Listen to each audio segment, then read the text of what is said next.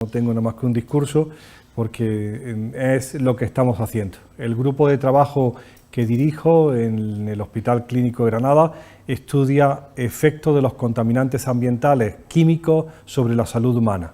Y fundamentalmente nos centramos en esto porque hace años empezamos a estudiar cáncer de mama. Yo hice mi tesis en el año 79 sobre cáncer de tiroides. Después me fui a estudiar por ahí fuera cáncer de próstata. Después cáncer de mama, y siempre estudiaba en humanos cómo afectan tumores hormonodependientes, es decir, tumores que en su origen tienen la presencia de las hormonas o la intervención de las hormonas, como es tiroides, mama o próstata. Y en un momento determinado en la carrera, estábamos en la carrera de estudio de investigaciones, en el año 87 nos tropezamos con un problema en uno de los laboratorios de investigación en Estados Unidos, que fue la contaminación por plástico, ¿de acuerdo? Año 87. Entonces descubrimos que los plásticos habituales podían ser estrogénicos, es decir, mimetizar o semejar a las hormonas naturales. Y desde entonces pues estamos metidos en pesticidas, en plásticos, en detergentes, en textiles, y es lo que vengo a contarle esta tarde. El contenido fundamental es, de nuevo, recordarle lo que es la palabra esa rara que utilizamos desde siempre y que no hemos querido traducir de ninguna otra manera, nada más que disrupción endocrina, que es el trastorno hormonal que se produce dentro de un individuo como consecuencia de la exposición a compuestos químicos que modifican los niveles hormonales, ¿no? No se trata de farmacología ni de tomar medicinas como la píldora anticonceptiva, no vamos a hablar de eso. Vamos a hablar de sustancias químicas que modifican el equilibrio hormonal. Y en ese equilibrio tiene mucho que ver la exposición a través de los alimentos. Hablaremos de pesticidas, de envases alimentarios y les comentaré las últimas novedades en textiles y en cosméticos. Desde hace varios años, 1 o 2 años, empiezo siempre la conferencia con este pez, ¿no? Cuando se lo enseño a los estudiantes de medicina me dicen un pez, ¿esto qué es? Un pez. Cuando se lo enseño a los médicos endocrinos ya con una carrera me dicen un rodaballo, ¿no? Ya identifican la especie y el sabor, pero los estudiantes dicen un pez. Bueno, pues eso es un rodaballo y me da mi pie para empezar la historia. El rodaballo, toda esta historia me la contaron hace 2 años en el Instituto de Ciencias Naturales, en el Museo de Historia Natural de París, donde le daban un homenaje al profesor Sonnenschein, con el que yo había estado trabajando en Boston. Ya tiene el hombre 84 años y está de homenajes, y una profesora francesa, muy en la cultura francesa del debate y del recordar siempre la historia previa de donde estamos, pues empezó su conferencia con esta misma idea. Dice, este rodaballo es la profesora Demenex, Bárbara Demenex, experta en desarrollo neuroconductual y cerebro. Y empieza la historia así. Dice, este rodaballo no ha sido siempre así. De niño el rodaballo es un pez normal, con cara derecha y cara izquierda, que en un momento determinado decide tumbarse en el fondo marino.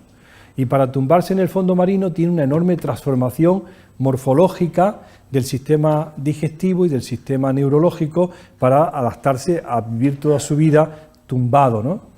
Yo digo siempre, si los 2 ojos se le quedaran en el mismo lado, pues tendría uno siempre metido en la arena, con lo cual los 2 ojos tienen que migrar al mismo lado y ya toma este aspecto tan raro, ¿no? De un ojo aquí y otro ojo allí. Bien. Ese proceso de transformación del rodaballo se llama metamorfosis. Yo la única metamorfosis que conocía es la del renacuajo en rana, que era la que nos enseñaban en la escuela y que nos asombraba de cómo la rana perdía la cola, le salían patas. Y si alguien me hubiera preguntado como clínico qué pone en marcha la metamorfosis del renacuajo o la metamorfosis del rodaballo, pues no tendría ni idea. Habría pensado el cortisol, ¿no? Las hormonas adrenales, los estrógenos. Pues no.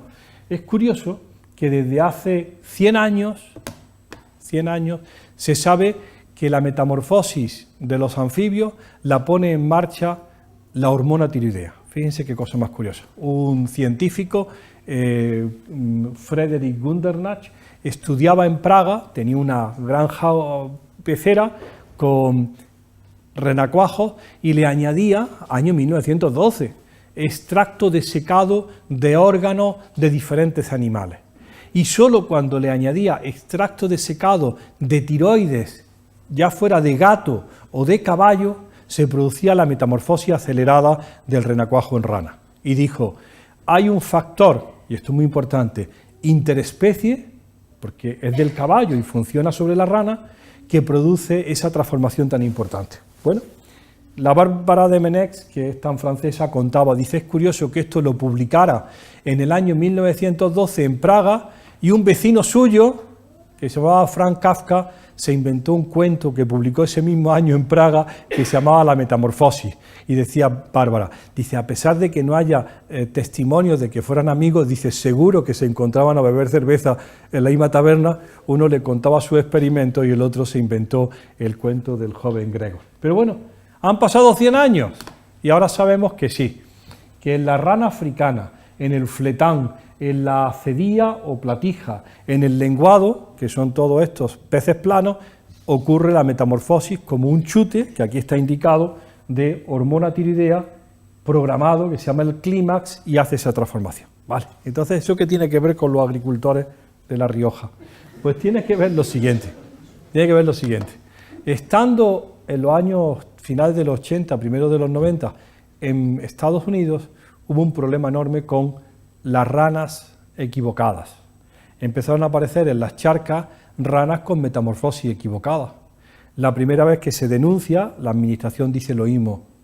Eso ha ocurrido siempre, pero no con esa frecuencia, decían los expertos. Y empezaron a enunciarse diferentes hipótesis, si era la radiación ultravioleta, el efecto invernadero, hasta que se vio que con la simple presencia en el agua, esto es del año 2014, de un compuesto que se llama, y empezamos, tetrabromo-bisfenol A, se puede producir la metamorfosis equivocada de los anfibios en una charca en el medio ambiente.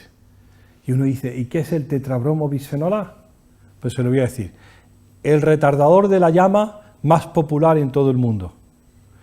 Lo que tiene esta sala para que no arda. Lo que tiene nuestra ropa para que cuando caiga una cerilla no salga ardiendo. Lo que tiene la ropita de cualquier cuna para que cuando uno se le cae el cigarro, el niño no arda. Antes del año 90 se te caía el cigarro en la cuna y ardía en un minuto. Ahora ya nada arde. Las salas como esta no arden, las tapicerías no arden, los trajes no arden, la electrónica no arde. Antes se quemaba la mesa camilla y el televisor se convertía en una bomba incendiaria.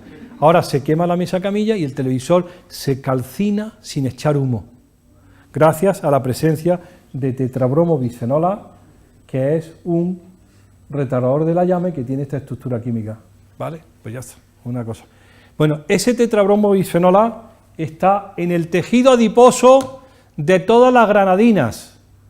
Y no puedo decir como los políticos, todos los granadinos y todas las granadinas, que les gusta tanto decir, porque no lo hemos medido en los machos, solamente en las señoras, ¿no? Hay un surtido de tetrabromo-bisfenol A en todas las señoras de Granada, independiente de su edad, porque es una sustancia bioacumulable, persistente, lipofílica, de muy difícil eliminación. Y el problema grave, gravísimo, es que interfiere claramente sobre las hormonas tiroideas. A ver, primera pregunta. ¿Alguien de la sala sabría decirme cuál es la medicina con receta más vendida en España? La hormona tiroidea. Nos hemos convertido en el país de mayor consumo de hormona tiroidea. Se vende más que la insulina. ¿Hormona tiroidea? El consumo de hormona tiroidea, el mayor, el tope, todo el mundo es hipotiroideo. No se sabe. Todo el mundo tiene un pariente, un hermano, no sé cuánto, que va y toma hormona tiroidea porque fue con un problema de estreñimiento, cansancio, no sé cuánto, y al final le dijeron, bueno, tiene usted la TSH ligeramente elevada, las hormonas tiroideas normales, le va a venir bien un poco de hormona tiroidea. Hay un problema enorme de hormona tiroidea sin buena explicación. Bueno, pues le cuento lo siguiente.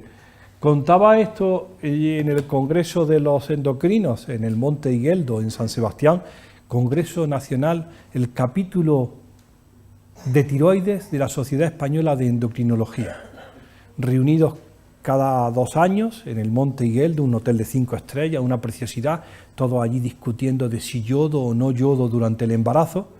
Cuento yo esto y en primera fila está sentado Pere Verbel, el director del Instituto de Neurociencias de Alicante, toda su vida dedicada al cerebelo, y me dice, eso que estás contando es muy serio.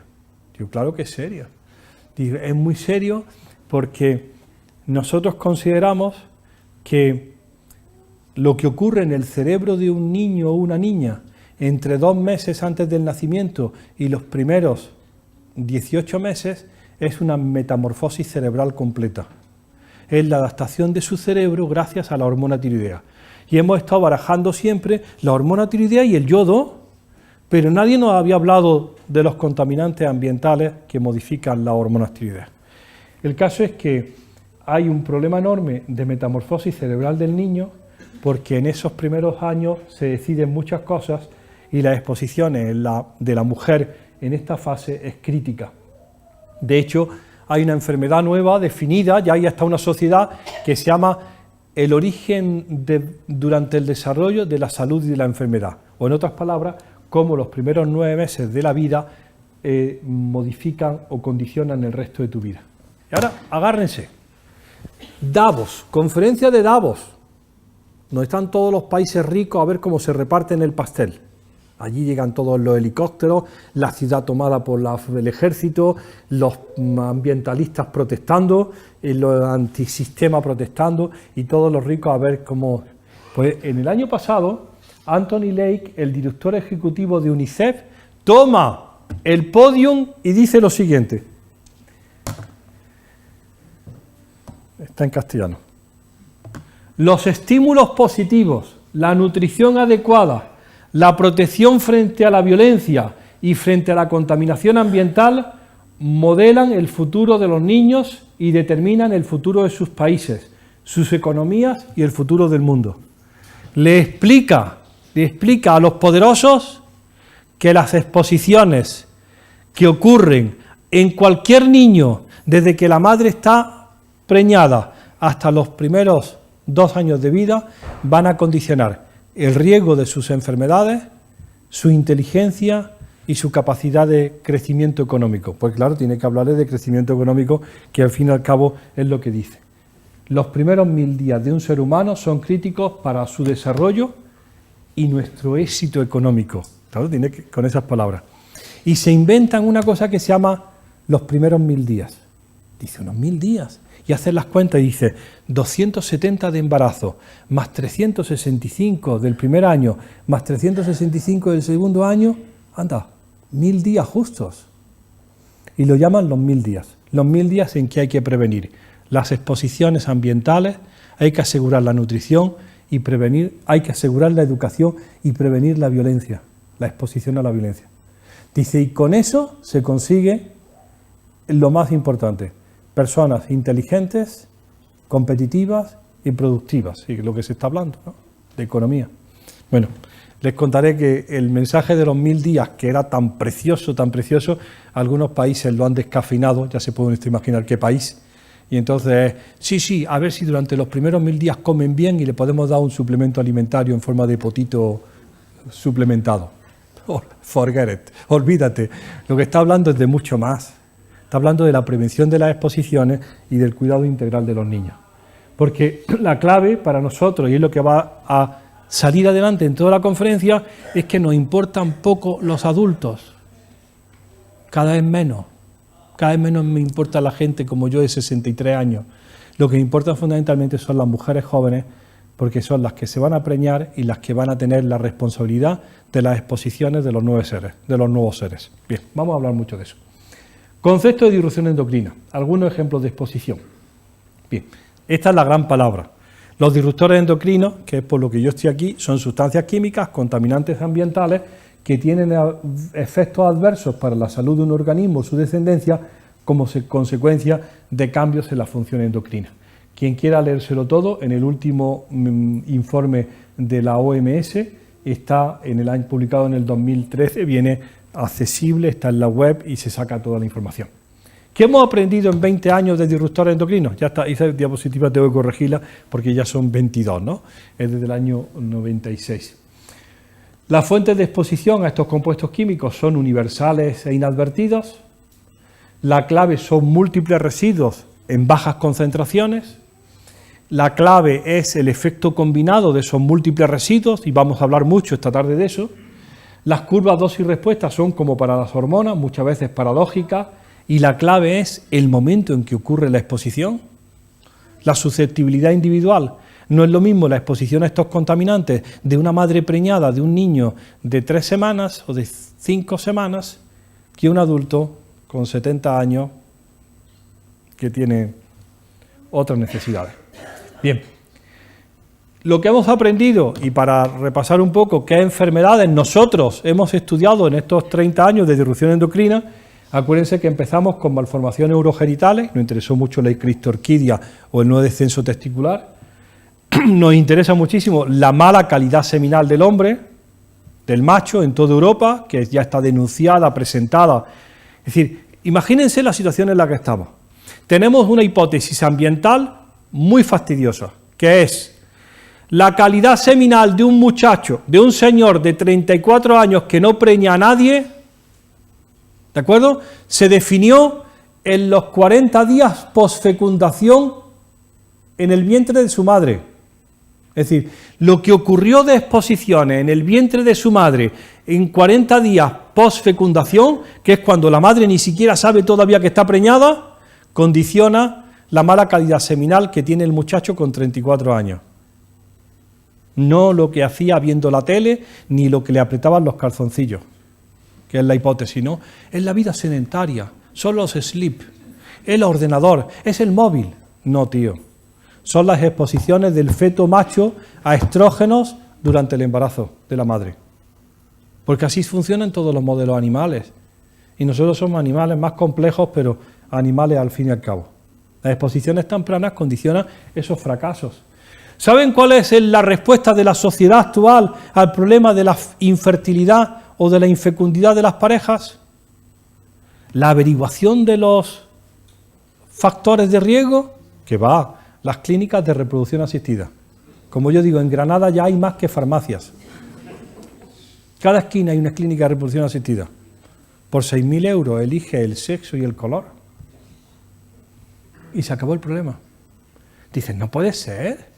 No puede ser que no hayan metido en esto y que la solución a un problema que viene por la técnica se solucione con más técnica. Los propios problemas que nuestra sociedad de desarrollo genera se solucionan con más técnica. Cuando hay al final causa o explicaciones sencillas de cómo. Cáncer de mama, sí vamos a hablar un poco más. Precocidad en el desarrollo sexual, primera regla y telarquía a los 8 años. Endometriosis. Ya hay que preguntar a la gente joven, ¿quién no tiene endometriosis? Si todo el mundo tiene un problema de fertilidad y le diagnostica una endometriosis, cáncer de próstata que sube al 7% anual, disfunción tiroidea, la medicina más vendida en España, con receta, la hormona tiroidea. Pero claro, nadie le da importancia, porque como es barata y está disponible, vale.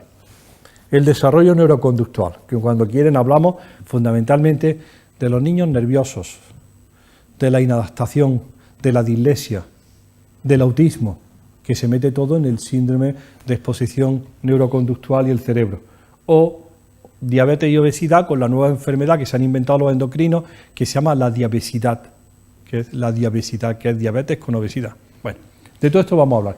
Todo esto son hormonas. Esto se ha disparado y las explicaciones son que comemos mal, ¿vale? O que hacemos poco ejercicio, ¿vale? Hay alguna razón más. Los primeros disruptores endocrinos, cuando nosotros empezamos con todo esto, eran pesticidas. Y hay que agradecerle a Rachel Carson en La primavera silenciosa, como la primera denuncia de un campo sin pajaritos, porque los insecticidas, el DDT, ha acabado con los insectos, pues entonces ya no hay pájaros y no hay ruido en el campo.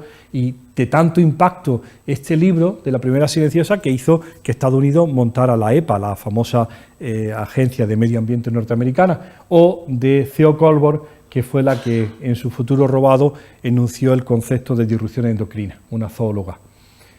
Nosotros hemos trabajado mucho tiempo con estos pesticidas, que más de uno se sonreirá porque dirá, hombre, los viejos, ¿no? El DDT, pero otra vez lo lee aquí hablando del DDT y del lindano. Pues tenían que ver el libro de aquel muchacho, ¿cómo se llama? Nuestros ríos hormonados de Ecologistas de Nación, que lo que más aparece en el Ebro, que pasa por aquí, ¿no? El lindano. Dice, ¿pero de dónde viene? Si ya es un histórico, si está prohibido desde el año 84 en el BOE. Bueno, pues en el 17% de las muestras del río Ebro sigue apareciendo el lindano o sigue apareciendo el DDT. Bien. Nosotros hemos trabajado mucho con estos pesticidas y hemos hecho nuestra vida de estos pesticidas. Pero de pronto nos han dicho, olvídate, la administración, si esto está prohibido, si apareció en su prohibición en el BOE del año 2004, decimos nosotros, pero son persistentes. ¿Cómo? Dice, sí, cuando lo vendían decía, agricultor, échelo usted en el campo que su efecto es duradero. Lo que antes era duradero ahora se llama persistente, ¿de acuerdo? Y está, a ver, está en el tejido adiposo de todos los asistentes a esta sala, ¿de acuerdo? Todos. Está en el 97% de las placentas de las mujeres que dan a luz hoy en el Hospital Clínico de Granada, porque es muy persistente, la madre lo transmite a las hijas y las hijas se lo transmiten a los nietos. Bueno, esto lo enseño, esto es nuevo, Jesús no lo conoces, porque esto es, en mi casa, yo vivo en una casa vieja, con muchos papeles, y estos son los trabajos. Mi padre en el año 58 compró una parcela, un chalet, al lado de Granada. En Granada hace un calor de muerte en verano, y todos nos vamos a los pueblos a 4 kilómetros diciendo que hace mucho más fresco. A 4 kilómetros hace el mismísimo calor que en Granada, pero todo el mundo se va a 4 kilómetros. En lugar de irse a la playa, que está a 60 kilómetros, nos vamos a 4 kilómetros. Y entonces dice, trabajo hecho a Francisco Lea Aguado. Una factura por arreglo en los salideros de Laza, 152 pesetas. 10 chiquillos en Las Papas, a 26 pesetas, 260 pesetas. Estos son papeles viejos de mi padre, que en paz descanse. Nosotros hemos estado toda la vida de Dios comiendo esas patatas, porque decíamos, eso sí que eran patatas. Hasta que yo me encuentro esto, que dice, 2 veces Gesarol, 35 pesetas. Me voy corriendo a internet y me encuentro que Gesarol es DDT para el escarabajo de la patata. Pregunto a los que sobreviven todavía, digo, ¿y esto? Dice, pues, hijo, los porvos de las papas.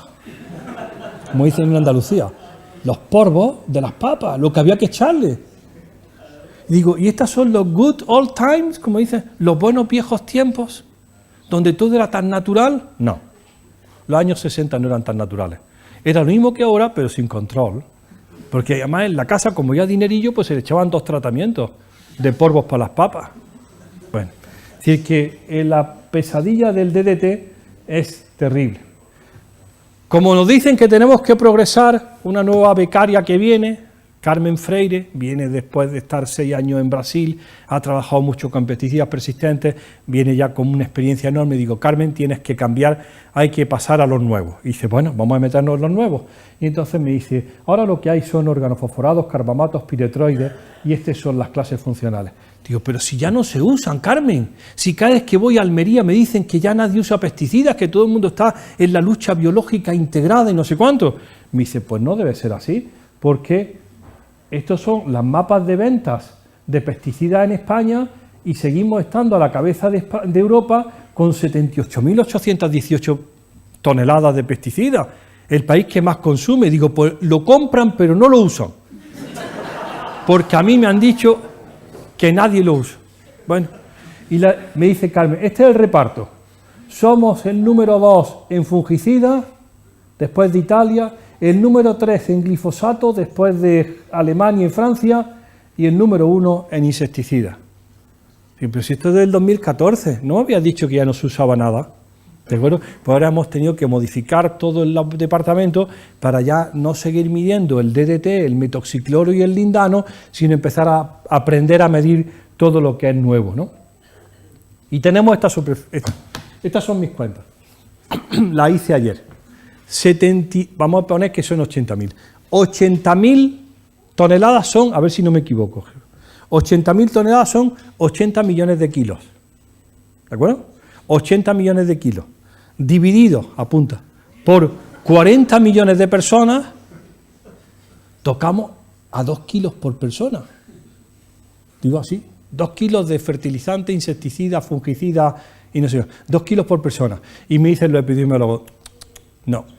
El 4,6% de la superficie del territorio español consume el 51% de las 78.000 toneladas. Dios mío. Sí, entonces, 40.000 toneladas se colocan solamente en el 4%.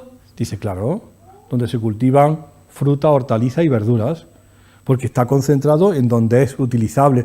Digo, entonces eso de 2 kilos por persona no salen las cuentas, ¿no? Hay algunos que se están comiendo muchos más kilos, ¿de acuerdo? O por lo menos su medio ambiente. Y digo, hombre, estos, ¿no? Esto es lo único que se ve desde el espacio.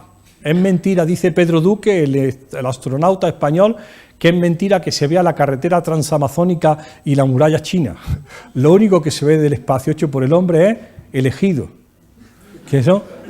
Porque se pasa por España y se ve de pronto un espejo de plástico de 23.000 hectáreas de invernadero que reflejan el sol como si fuera un espejo de plástico. Ahí sí que hay más del consumo de pesticidas que en otros sitios. Y de hecho, la propia prensa lo dice, trabajan 70.000 agricultores en 27.000 hectáreas y algunos se intoxican. Más de 1.000 casos a organofosforados, fundamentalmente clorpirifos, paratión y metamidofos, 80% accidental, 20% suicida. Es decir, que los datos de exposición están ahí. Estos son solamente datos de los hospitales que tienen que recurrir a unidades de cuidado intensivos, no los que se quedan en urgencia. Y como dicen ellos mismos, los propios clínicos que están allí, esto es la punta del iceberg, son aquellos que vienen envenenados. Bueno, pues no sabemos las consecuencias a largo plazo. A mí siempre me gusta enseñar esta foto, no sé si la conocéis, me llaman a una conferencia en Albacete, de Granada a Albacete hay que pasar por los cerros de Úbeda. Estos son los cerros de Úbeda. Bueno, pues los cerros de Úbeda es unos cerros grandes de cereal y olivar, y hay una avioneta fumigando, y aquí hay un señor con una bandera que le indica por dónde tiene que fumigar. Cuando ha pasado por encima, lo ven aquí, la avioneta hace un loop en el aire, el hombre se desplaza 20 metros y vuelve a poner la bandera. Enseño la foto, que era mía, la saqué en Granada, y me dice el epidemiólogo, si tú estás interesado en estudiar el efecto de los pesticidas sobre la salud humana, busca a ese hombre, ¿no? Porque si lo fumigan todos los días, yo me inventé que no digo, cambia con el piloto. Ay, padre, no, mentira. Ahora te toca a ti, le dice. Bueno, pues esa es la exposición profesional. ¿Cuál es las consecuencias de la exposición profesional? Pues está publicado, pero además esto ya está viejo. Cáncer en agricultores, muerte por cáncer en agricultores. Al igual que en el resto de Europa, los agricultores españoles tienen mayor probabilidad de morir por tumores cerebrales, cáncer gástrico, leucemia, linfoma no-Hodgkin, próstata y testículo, que el resto de la población trabajadora. Sí, algo está pasando en el medio ambiente, en el campo, y dice, esto que pasa son estudios ecológicos, y no sabemos muy bien la exposición de cada individuo, y se plantean dos cosas, los fertilizantes, los insecticidas, los pesticidas, y el que a los agricultores les gusta manejar el tractor y cambian el aceite de la máquina, ¿vale? No sabemos cuál es de ellos el asesino, pero está claro que tumores cerebrales, cáncer gástrico, leucemia, y le decimos, ¿y cáncer de mama? ¿Las agricultoras españolas tienen más cáncer de mama? Y dicen, no podemos hacer el estudio porque no está bien recogida en los registros de defunción la actividad laboral de la mujer. Digo, bueno, tendremos que esperar otros 50 años para que la actividad laboral de la mujer esté bien recogida en los papeles estos. Pero el mismo Gonzalo López Avente, que ahora se jubila este año, que es el director del Instituto del Cáncer, de Epidemiología del Cáncer en Madrid, tiene muchas cosas publicadas muy buenas y entre otras cosas tiene esto. Mortalidad por cáncer por municipios en España. Los datos de mortalidad se daban siempre por provincias y las provincias pues son raras, ¿no? Cuando se habla por municipio pues las cosas se van ajustando. Esto que tendría que ser rojo y esto es verde es mortalidad por cáncer gástrico en España.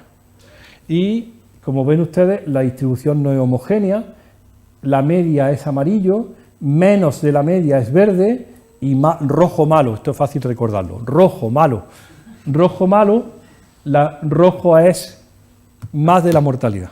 Cuando uno ve la mortalidad de cáncer gástrico en España, dice, esto no es democrático. Aquí hay alguien que se está muriendo más de cáncer de estómago que otro, ¿no? Y aquí está todo el Valle del Duero, incluso aquí el Ebro, ¿no? Sí. Valle del Duero. Y esto, como son estudios ecológicos, no pueden hacer asociaciones de causalidad, sino simplemente coincidencias en el tiempo y en el espacio. Y sirven para enunciar hipótesis. Y las dos grandes hipótesis aquí que hay es la contaminación por arsénico natural en el medio y la segunda, el que estos meten los salchichones en la chimenea, meten los embutidos en la chimenea y ahuman en lugar de salar, ¿de acuerdo? Ese es el gran pecado.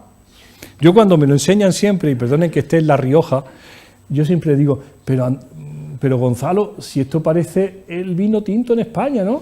Valdepeña, el Penedel, La Rioja y el Toro Rueda. Dice, no, va a ser el arsénico. Digo, vale, pero parece el vino tinto. Bueno, el caso, esa es mi hipótesis, pero no tengo ninguna razón.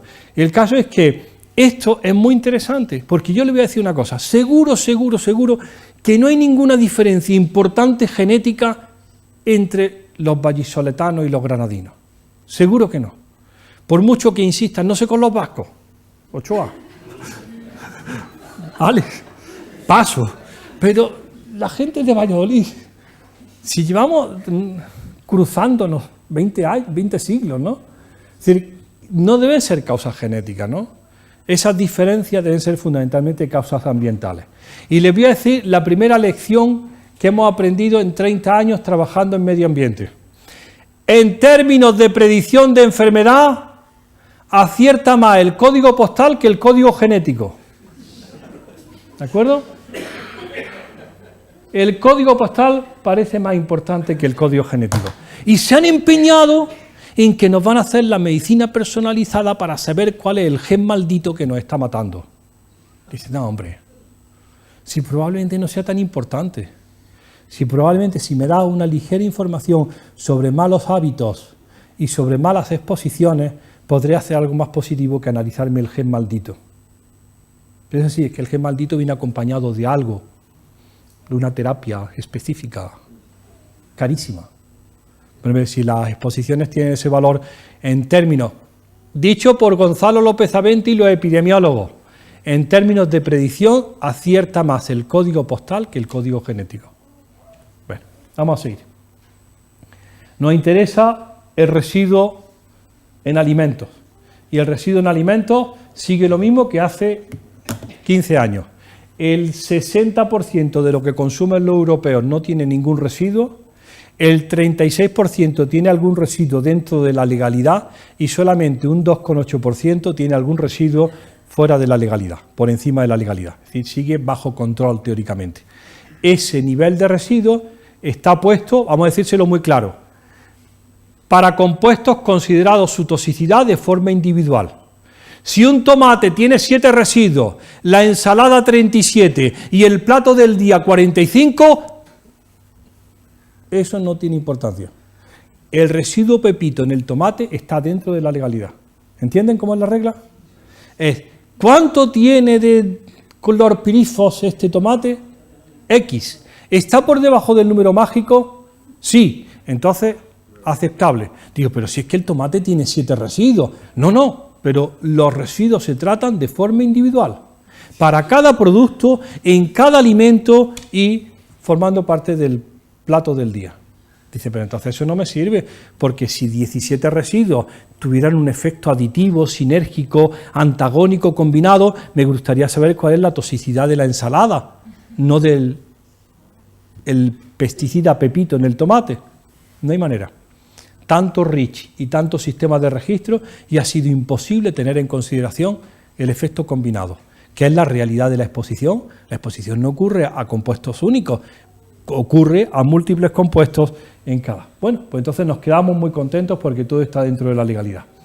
Hay algunas fuentes de exposición que me gustaría recordar, que son aquellas no ligadas a la alimentación. Estamos hablando de pesticidas, como es jardinería, muchos de los productos prohibidos en agricultura para alimentación pasan durante unos años de reposo a jardinería, o en farmacología. Esta es Teresa, que ya tiene 32 años, pues la vez que la pelamos porque había piojos en la Compañía de María.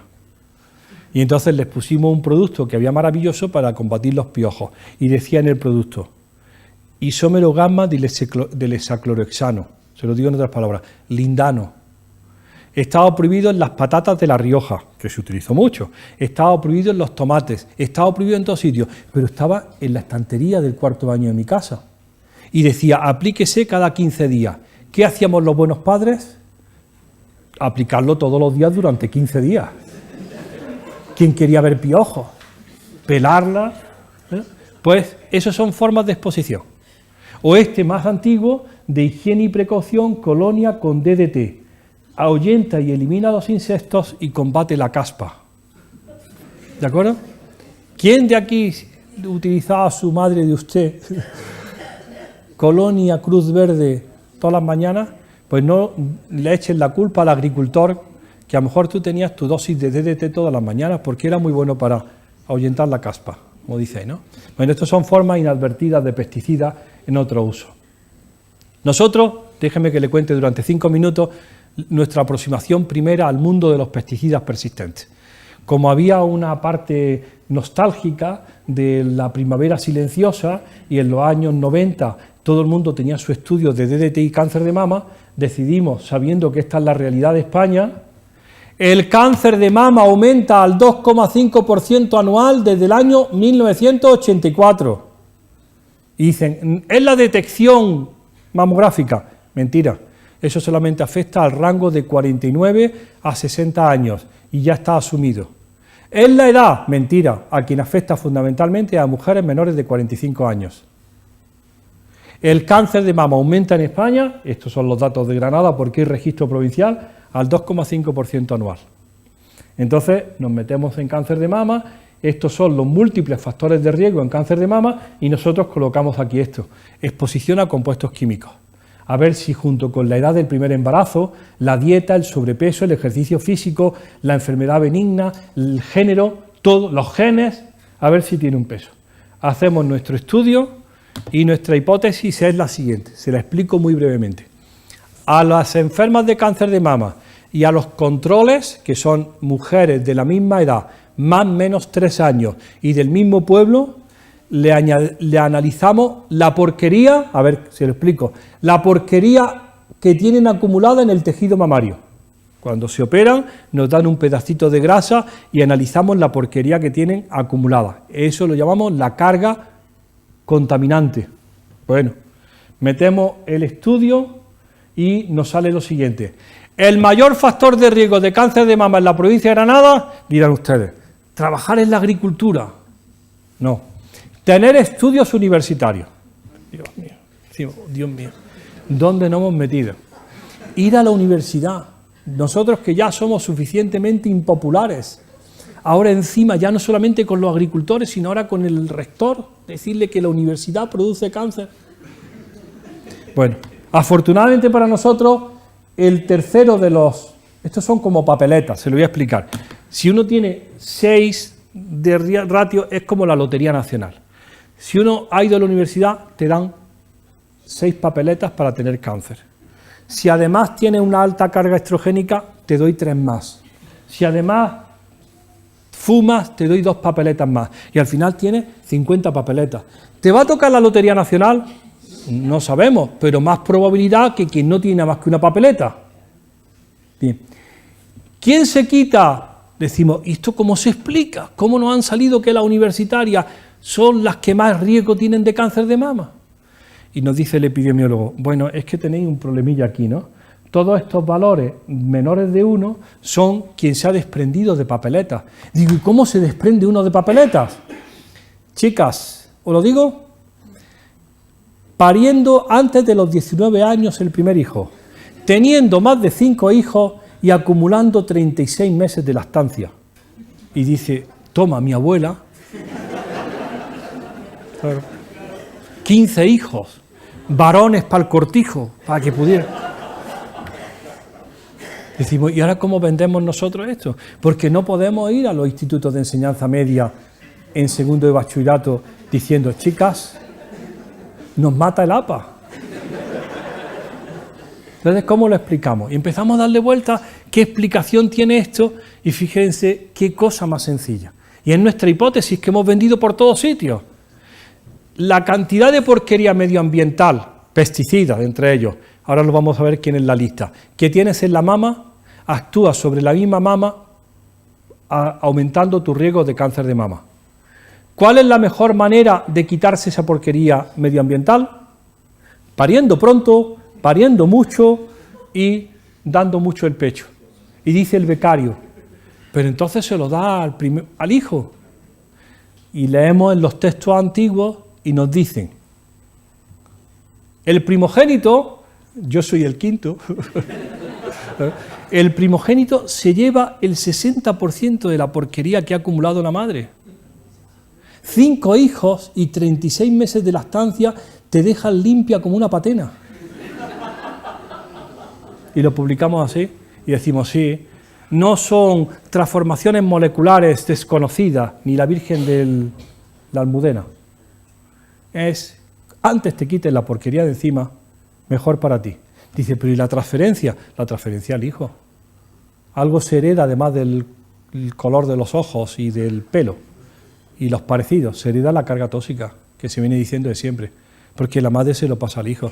Entonces empezamos a ligar todo esto con lo que dice Anthony Lake, de las exposiciones tempranas del hijo, y nos entra una especie de parálisis, diciendo, pero entonces, ¿qué hacemos? ¿A quién tenemos que darle toda esta información? Ya no nos interesan los machos viejos, nos interesan las mujeres jóvenes. Siempre nos han interesado, pero habrá que decirle algo de que la exposición es un enorme riesgo, fundamentalmente para ella y para la descendencia, y no sabemos cómo construir ese mensaje, sin que nos digan sexistas. Pero es interesantísimo, porque las transferencias de las exposiciones son importantísimas. Bueno, esto sigue aquí, hemos repetido el estudio, ahora con un estudio en sangre, este es recientísimo, se ha hecho lo mismo y se ha visto que de nuevo la carga estrogénica es un factor de riesgo. Y ya hemos ligado la exposición química al alcohol, a la obesidad, a la dieta, a la clase social, a los estudios y el tabaco, como un puzzle complejísimo en donde nosotros aportamos una pieza. ¿Es importante esa pieza para la resolución del puzzle? Pues como cualquiera de las otras. No sabemos cuántas piezas son parecidas a estas, pero sí que sabemos esto. El estudio del año 90 y algo. Como teníamos mucho tejido mamario, cada vez que hacemos un amiguito, le decimos, ¿podría analizar los contaminantes en el tejido mamario que tenemos guardado? Nuestra hipótesis inicial era que el DDT era la causa de cáncer de mama. ¿Saben lo que tiene una mujer de Granada, de media, de compuestos químicos en su tejido mamario? 17 pesticidas organoclorados, 37 PCBs, 10 PCBs hidroxilados, 15 dioxinas y furano, 8 bifenilos polibromados y 11 ésteres de PBBs. Es decir, es una auténtica sumidero. Las personas y el tejido adiposo es un sumidero ambiental. Cuando publicamos todo esto, empieza en el 4, en el 5, en el 6, en el 7, en el 8, en el 9, otra vez diciendo, pero esto va a ser que Granada es así. Y afortunadamente estaba de ministra esta señora, Narbona, que se hizo analizar su sangre junto con otros 20 ministros de la Unión Europea. Una ONG vino, le sacó sangre y le midió 104 residuos de compuestos químicos. Y fíjense qué curioso. Estos son los niveles y la presencia de los compuestos químicos en la sangre de los ministros de la Unión Europea, a los cuales no se les conoce ninguna ocupación. ¿De acuerdo? ¿De acuerdo? ¿De acuerdo? Bien. El 100% tienen 22 PCBs. El 100% tienen DDE, el DDT, el 100% tienen el isoclorobenceno, el 100% tienen el polibromado, el retardador de la llama tan famoso en las grasas de las granadinas. El 93% tiene lindano en sangre. Y estos viajan en business. El 75% tienen plástico de las sartenes, que ahora hablaremos en los PFOS, y el 79% tiene ablandadores del plástico tipo talatos. Esta es la realidad de la exposición. Y siguen empeñados en que nosotros demostremos la asociación entre un compuesto químico y una enfermedad. Y cuando no nos sale, nos dice, ¿ves? No pasa nada. Dice, tío, pero si tiene 50 más. La ministra presentó esto en un hotel en Madrid. Mostró sus resultados y tenía 46 residuos de los 106 que le habían medido. Inmediatamente preguntan los periodistas, señora ministra, ¿y eso qué significa? Y ya toma la palabra el director general de turno y dice, los niveles son muy bajos. ¿Vale? Y dice la ministra misma, ¿y 46 niveles bajos no son un nivel alto?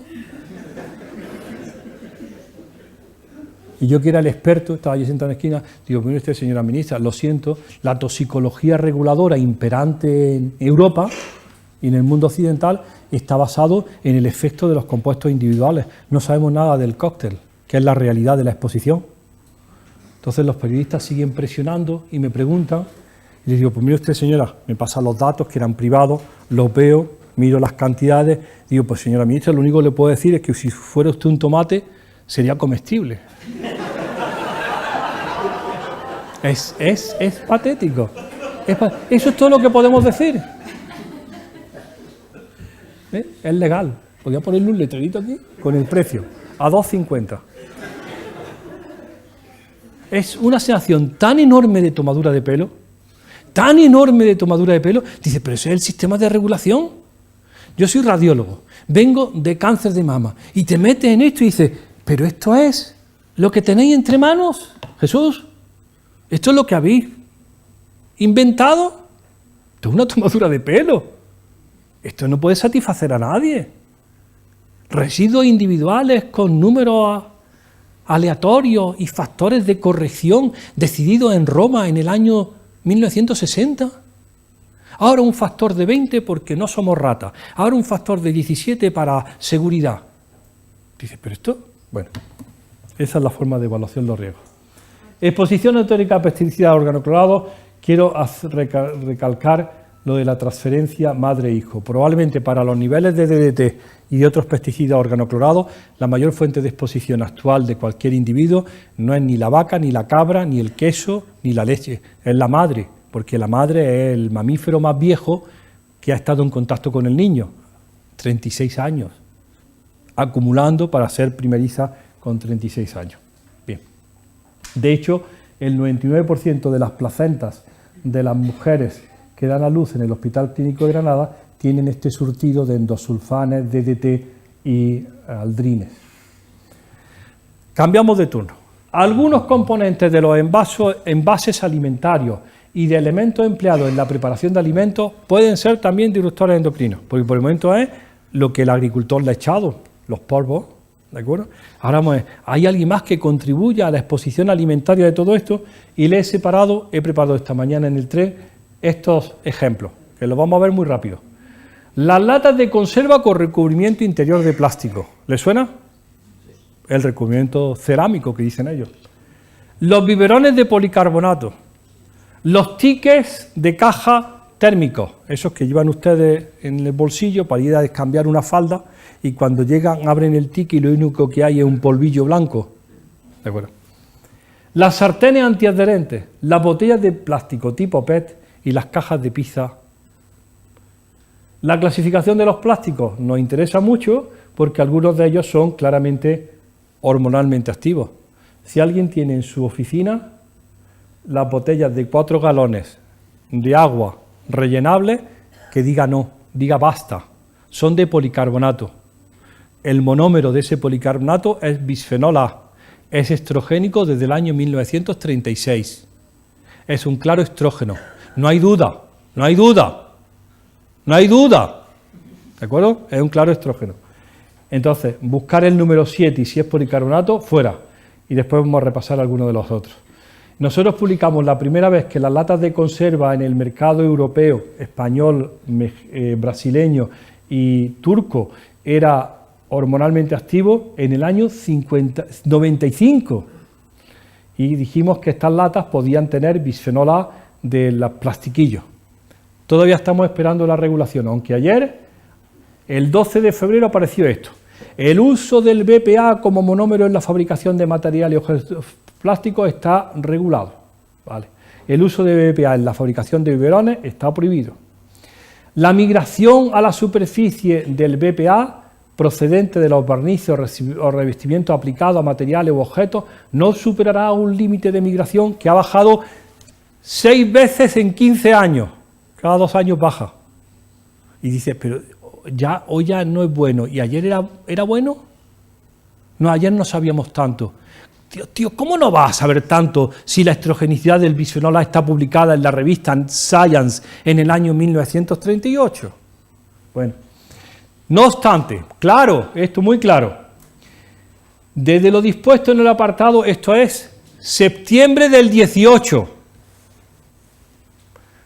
los barnices o revestimientos aplicados a materiales o objetos destinados especialmente a entrar en contacto con preparados para lactantes, preparados de continuación, alimentos cereales, alimentos infantiles, usos médicos, toda esta lista, no pueden tener nada de bisfenol A, 0, para septiembre.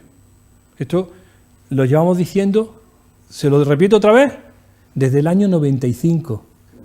Ahora ya para septiembre del 18 ya se va a aplicar. Vale. ¿Quién sabe de los asistentes a la sala que los biberones de policarbonato con los que hemos alimentado a todos nuestros niños están prohibidos en la Unión Europea desde el 30 de junio del 2011? Con todo lo que hemos alimentado a todos, ¿se acuerdan cómo era? Los biberones servían, la olla tenía un polvo blanco, cuando metían la mano yo decía, mira, la cal, ahora no, ahora digo bisfenol A. Ese polvo blanco era parte de constituyente por el calor del propio plástico, ese bisfenol es estrogénico, no hay ninguna razón que justifique que un niño lactante tome todos los días una dosis de bisfenol A estrogénico. El 30 de junio del 2011 se prohibieron de un plumazo todos los biberones de policarbonato plástico en la Unión Europea. Y ahora todo en el mercado es, si lo van a ver a cualquier tienda, es BPA free. Si van al supermercado, a la farmacia, donde sea, todo pone BPA free. Lo curioso de todo es que ahora pone BPA free hasta en cosas que nunca han tenido BPA. Pero que como vende, ahora las lentejas son BPA free. Cualquiera le puede poner BPA free porque es como es una hojita así, una hoja verde. Y el BPA free pues vende bien. Dice, pero si esto nunca ha tenido BPA, ¿cómo puede ser BPA free? ¿Será bien? Bueno, pues que sepan que todo es BPA free ahora, porque no hay razón que justifique lo que hemos hecho durante tantos años. Darle diariamente a nuestros niños, cada 6 horas, una dosis de bisfenol A estrogénico, pensando que no va a pasar nada. ¿Quién sabe de los asistentes a la sala que los tickets térmicos están prohibidos en Francia desde noviembre del 2013?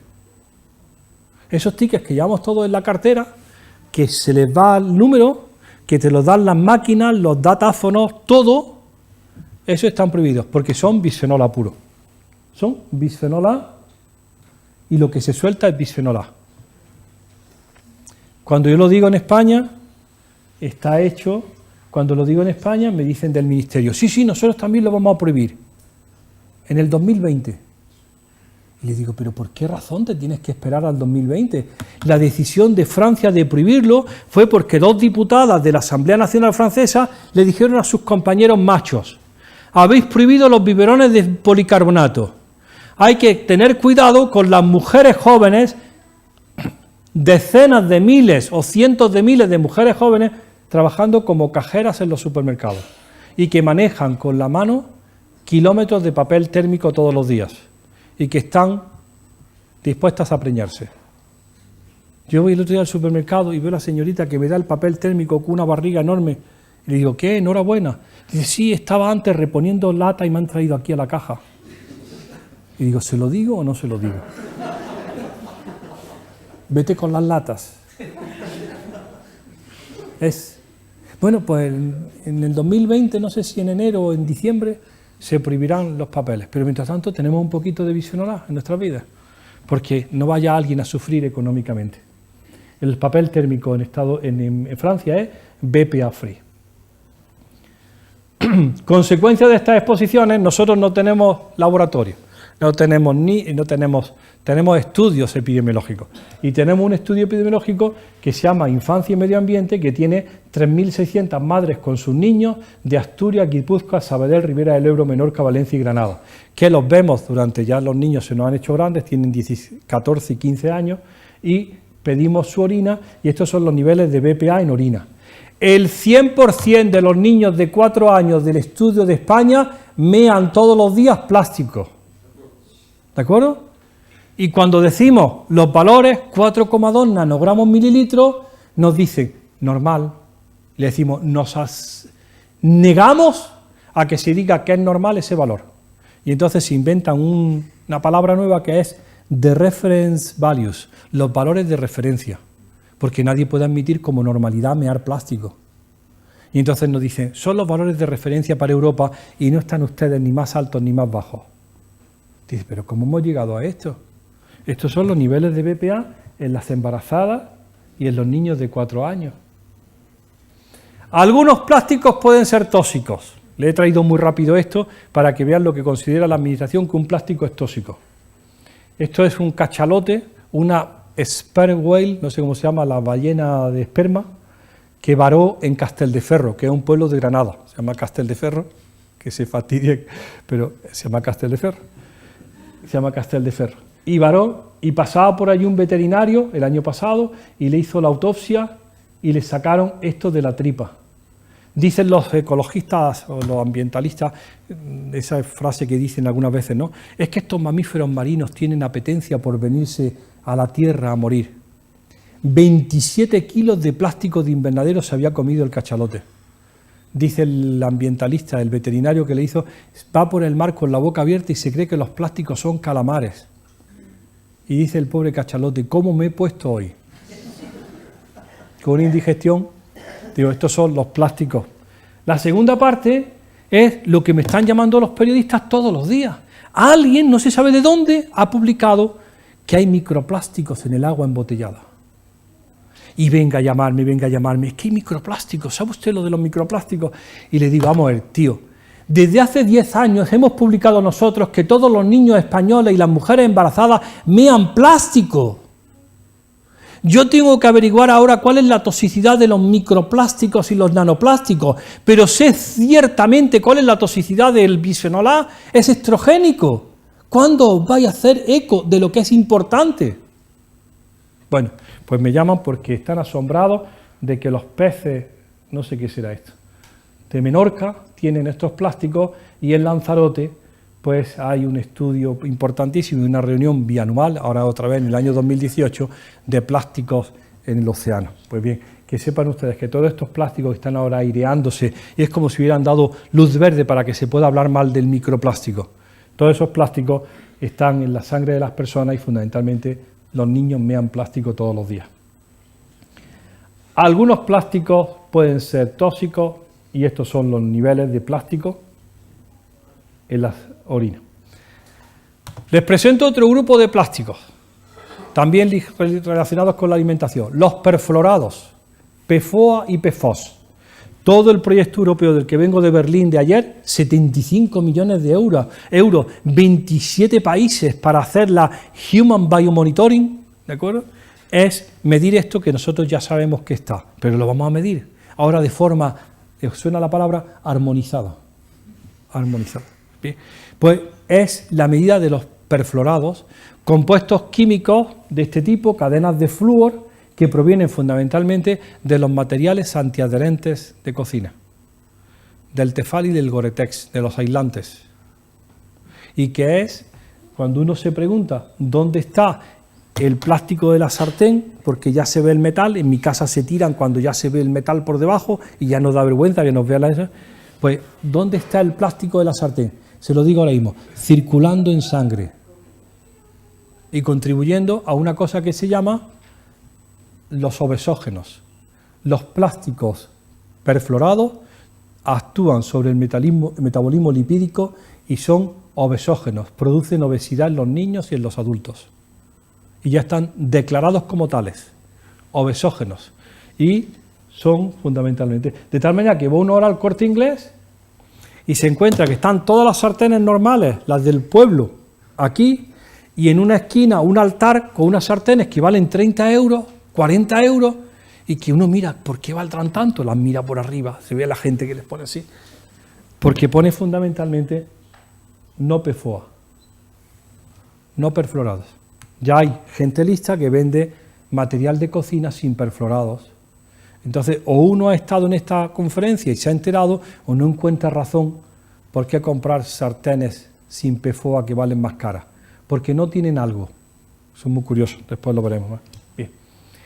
La exposición a los ftalatos la conocen ustedes bien, porque hubo una alerta de los ablandadores de los tetinas, chupetes y mordedores.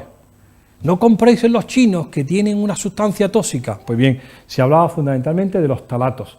Pero es que los ftalatos ahora no están en muchas cosas, están como contaminantes fundamentalmente en otros muchos plásticos. Nosotros hicimos un estudio sobre el agua embotellada siguiendo a los alemanes en el mercado nacional. Compramos agua en todos estos sitios, en agua embotellada en los mercados de Granada, en PET, en Lugo, Guadalajara, Segovia, lo que venía de estas procedencias. Analizamos y nos dimos cuenta que el 83% del agua embotellada en PET es estrogénica y el 42% antiandrogénica. Lo publicamos y dijimos, no sabemos cuáles son los compuestos químicos responsables, pero no está en el agua del grifo. Aquí afortunadamente alguien ha sido cariñoso y nos ha puesto una jarrita con agua de grifo. El otro día estuve en Cádiz porque hay un movimiento enorme que venden en botella agua de grifo de Cádiz para animar el ayuntamiento a que se consuma agua del grifo, porque se han gastado el no sé cuánto % del presupuesto del municipio para asegurar la calidad del agua, pero alguien le está diciendo a todo el mundo que lo que sale por el agua no es, por el grifo es malo, que lo bueno se vende en botellitas de 250 mililitros que son perfectos. Y nosotros le decimos, pues no sabemos lo que se vende, pero es hormonalmente activo porque tiene residuos de compuestos químicos. Se arma el revuelo, nosotros pensamos que esto iba a tener una enorme trascendencia y entonces recibimos un inside visit. ¿Saben ustedes lo que es un inside visit? Una visita in situ, que es los fabricantes, el lobby del PET europeo quiere vernos. Llamamos al abogado, nos sentamos en una mesa, le enseñamos nuestros resultados, ellos nos traen PET recién salido de la tolva de fabricación, lo investigamos, decimos el PET no es estrogénico. Y dicen ellos, nosotros pensamos que lo que usted está encontrando es alguno, agárrense, de los 600 componentes que puede llevar la botella, que los hace el que hace la botella.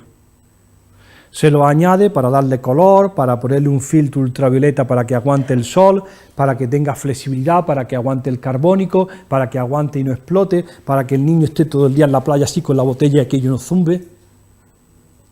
Esos son los aditivos.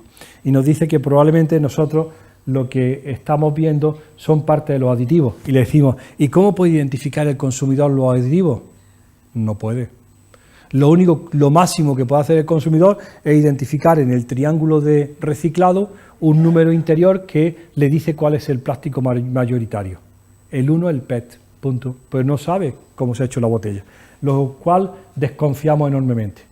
Cuando publicamos este paper aparece este chiste del roto que dice algunos alimentos pueden ser tóxicos, en caso de observar alguna reacción adversa, haga como que no ha notado nada para no alarmar a otros consumidores.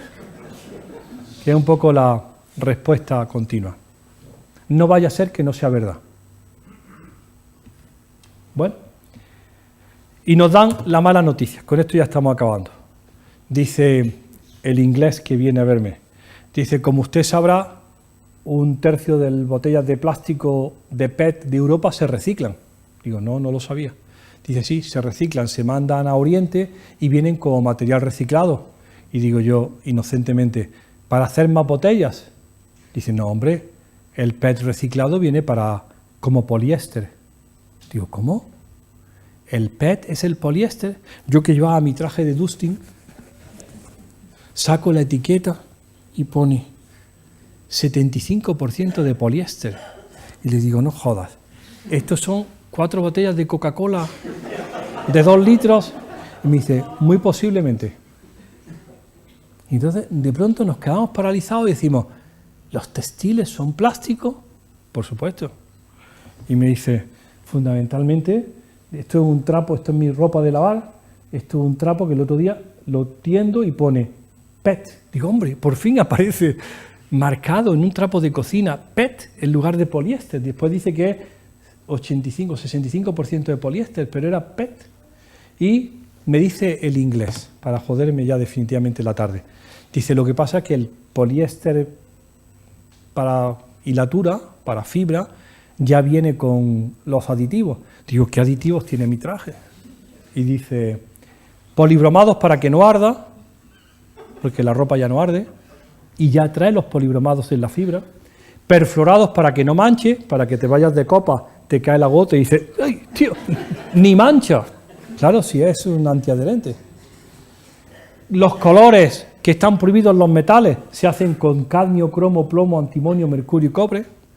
Los alquilfenoles que están prohibidos porque contaminaron el Ebro y son la causa del cambio de sexo en los peces del río Ebro, que lo sabrán ustedes muy bien, porque está descrito, lo saben, hace más de 20 años. Las carpas son fenotípicamente hembras, aunque genotípicamente son macho y hembra, y la causa es los alquilfenoles de la industria textil durante años vertiendo. Bueno, pues los alquilfenoles que están prohibidos en medio ambiente son aditivos de la ropa porque la arruga es bella.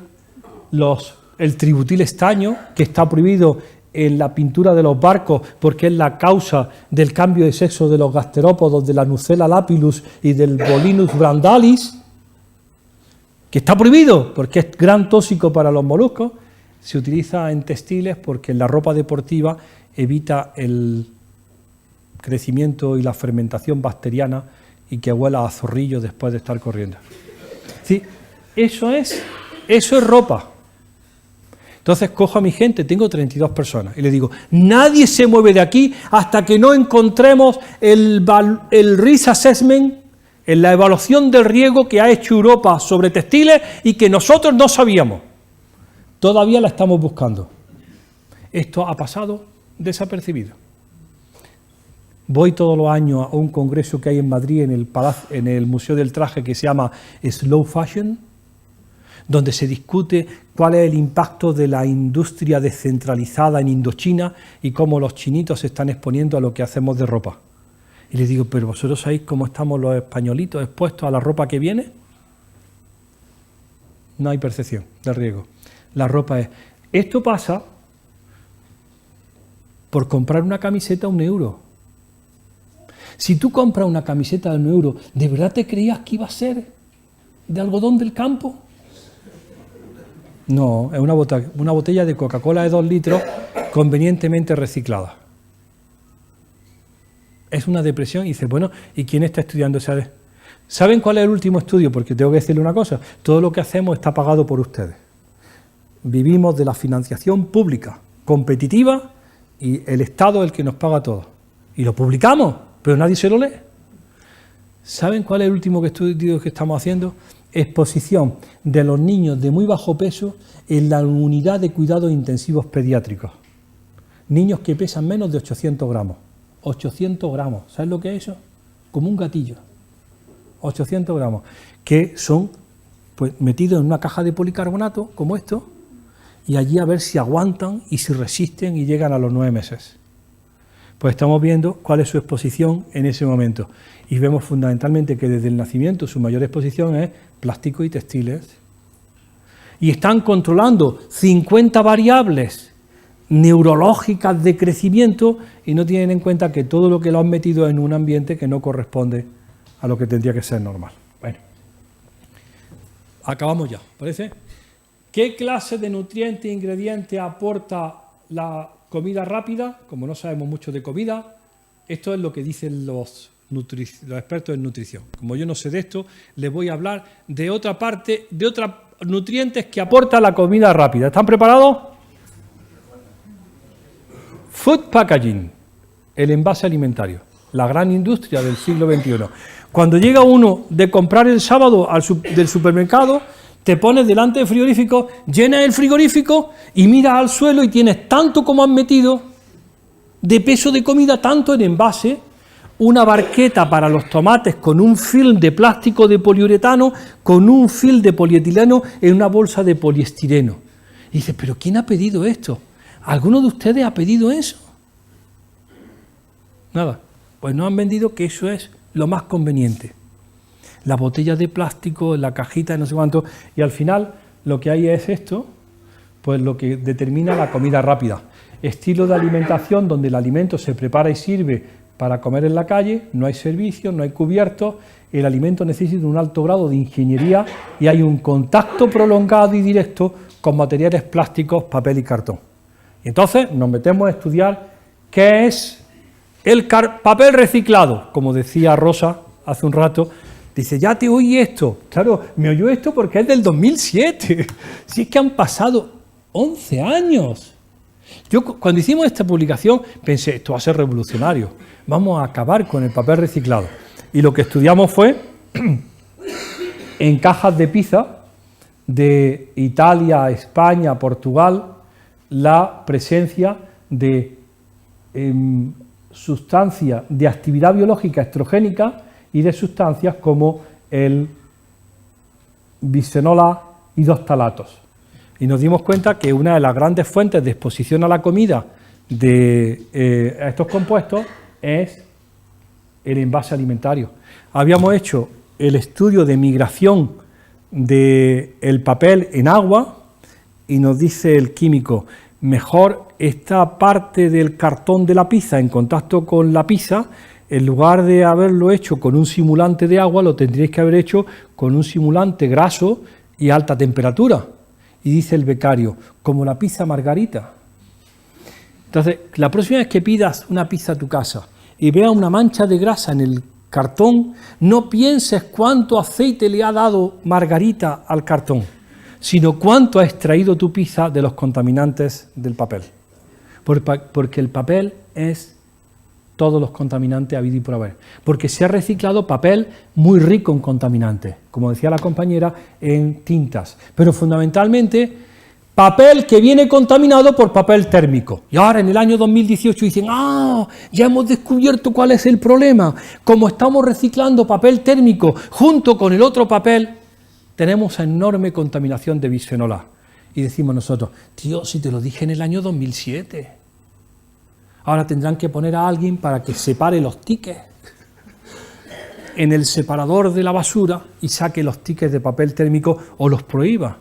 Porque el bisfenol A del papel térmico está contaminando todo el proceso de reciclado de papel. Y por eso dice Rosa, que ellos apostaron por el papel fibra natural, no sé cuánto, por evitar estas cosas. ¿Vale? Como es natural, a fuerza de estos contaminantes, nos ha pasado una cosilla. Tenemos, miren estas cifras, las mayores cifras de toda Europa de talatos en orina de niños. Como esto era Asturias, Cataluña, Valencia y Granada, y no estaba Madrid, pues alguien dijo, esto no debe estar bien, vamos a hacerlo también en Madrid. Y entonces lo ha hecho en Madrid Argelia Castaño, y ha hecho esto, talatos en orina de niños españoles en Toledo y en Madrid, a ver si es igual que lo nuestro. Y los resultados dicen que se asocia tanto con cosméticos como con alimentos y que, de nuevo, esto es España, esto es Estados Unidos, esto es Europa, tenemos los niños que más plástico mean de toda Europa, junto con los polacos. Y no sabemos si es la colonia o el papel o qué es. Pero estos datos ya tienen 6 años. Y seguimos presentándole a la Administración que esto no es sostenible. Alguien tendrá que decir qué pasa con el papel reciclado o con los cosméticos en España, porque estos son los valores publicados.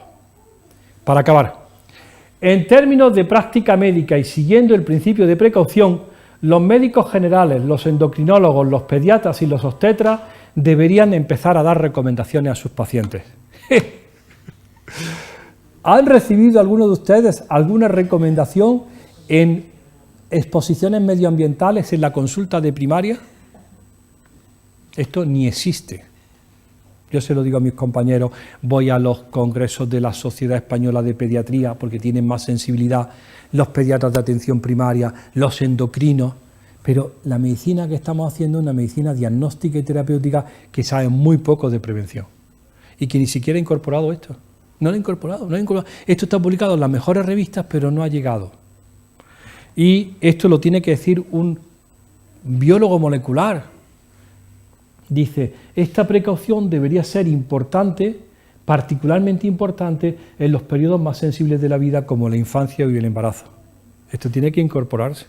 Nosotros estamos fabricando, a ver si lo sacamos alguna vez, una guía práctica. No hemos leído lo que dicen los daneses, que parecen más listos, lo que dicen algunos sitios por ahí, para empezar a ver, sin que te agobie enormemente, sin que te produzca un cambio radical de tu vida y te tengas que ir a una isla desierta, ¿qué podría hacer para disminuir las exposiciones? En términos de textiles, en términos de cosméticos o en términos de consumo. He hablado del principio de precaución, que es el siguiente. Cuando una actividad se plantea como una amenaza para la salud humana, deben tomarse medidas precautorias a pesar de que algunas relaciones, causa y efecto, no se hayan establecido de manera científica. Como no le hemos presentado todavía la evidencia de que el bisfenol en la orina mate a nadie, pues nos dicen, ven, no pasa nada. Y le decimos, el principio de precaución que debe iluminar todas las decisiones en Europa se ha aplicado para los biberones, se ha aplicado para los perfluorados, se ha aplicado para los talatos, se ha aplicado porque consideran que la evidencia existente es insuficiente. Y nosotros decimos, no estamos dispuestos a seguir en ese juego.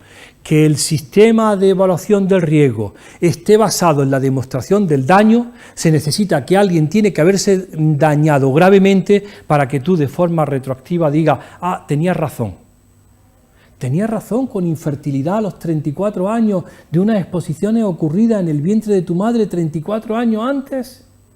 ¿Tú sabes lo que es la escala de tiempo? Cuando tienes la evidencia tienes que tomar medidas precautorias, porque de no tomar las medidas alguien se va a fastidiar. ¿De acuerdo? Esta es la última, es el principio de precaución versión Almería. Me invitan a una conferencia en Almerimar y me dice, ten mucho cuidado que hay un cruce muy peligroso. Stop.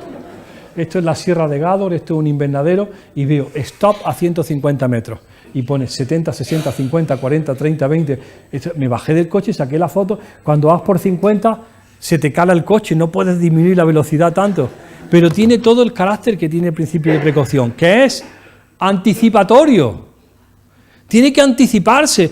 El estar como la Guardia Civil, al otro lado del stop, escondido detrás de un árbol, y ver que si te salta el stop, pasa un tráiler de fruta y te mata, y pasa la estadística del lunes o del domingo como 20 muertos en las carreteras españolas. No lo queremos.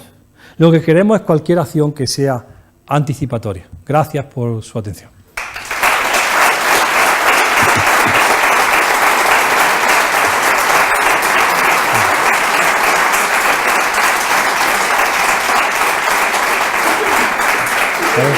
¿Cómo se llama? Daniel. Daniel, pasa aquí y cuéntame lo que te has enterado. A un resumen.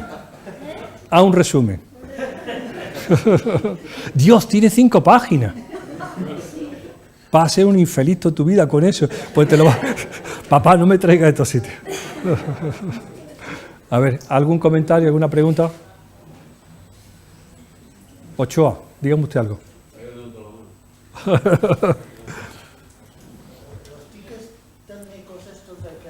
Sí. ¿Qué es? ¿Al tocarlos? Sí, el estudio que hay, hecho oficial. Si quieren tener buena información de todos estos temas, hay una nueva agencia, bueno, ya no nueva, francesa, que se llama ANSES. ANSES. Tiene muy buenos informes. Es un consorcio entre el Ministerio de Sanidad, el de Medio Ambiente, el de Consumo. La agencia se llama ANSES y es el que ha hecho el estudio. Y dice que tiene estudios muy buenos. Es fácil porque es leer francés, ¿no? Y uno de ellos es el de los tickets y todo es exposición dérmica fundamentalmente. La chica en el cajero está tirando del hilo, se mancha las manos, contamina sus manos y su traje, y después si come sin lavarse las manos, pues se lo lleva a la boca, y además también hay un aerosol, porque el polvillo ese se va levantando en el entorno de la caja donde está trabajando. Es decir, inhalatoria y dérmica. Se sabe cuánto se expone, cuánto es lo que se orina, y es fundamentalmente exposición dérmica. ANSES. ANSES acaba de sacar, yo me he saltado el tema de cosméticos porque no es el momento de hablar, pero acaba de sacar un informe muy bonito, que por favor tienen que conocerlo, que es la consideración de exposición laboral importante en las señoritas dedicadas a la manicura.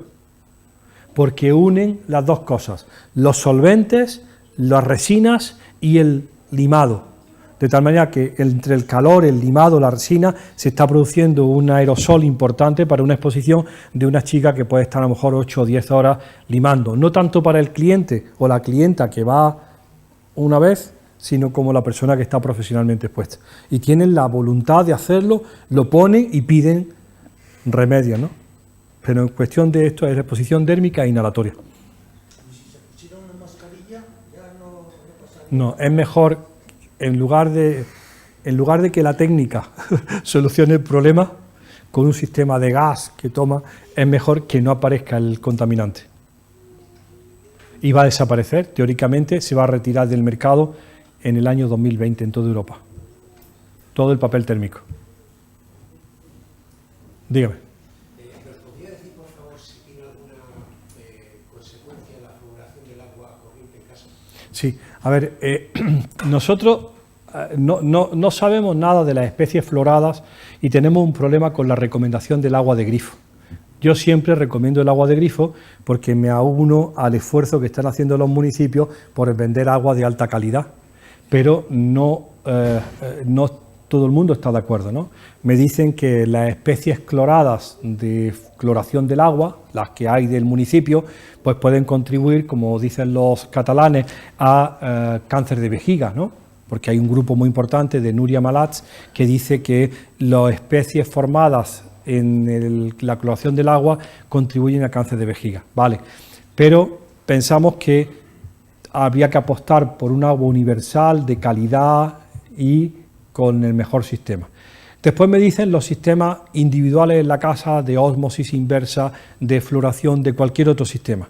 Y siempre le decimos, probablemente sean válidos y funcionen bien, pero por lo que más quiera, no guardes el agua una vez depurada en recipientes de policarbonato, porque estás contribuyendo a la exposición al plástico. La gente que tiene sistemas de depuración, o que los busque metálicos si es que existen, o que una vez filtrada y depurada, lo pase a recipientes de cristal y lo guarde en un frigorífico o en una jarra, ¿no? Es decir, que evite una contaminación adicional por parte del plástico. Pero no sabemos mucho más de eso. Sí. Por favor. Jesús está provocado porque nos conocimos aquí hace 20 años con estas mismas conferencias y con las mismas diapositivas. La última sí. Hay una cuestión que, claro, nosotros ahora pues te quedas y dices, joder, es que al final estoy contaminado por todos lados, Sí. como consumidor, ¿no? Pero claro, yo voy a comprar algo y yo no sé si lleva todas esas palabras que has dicho tú.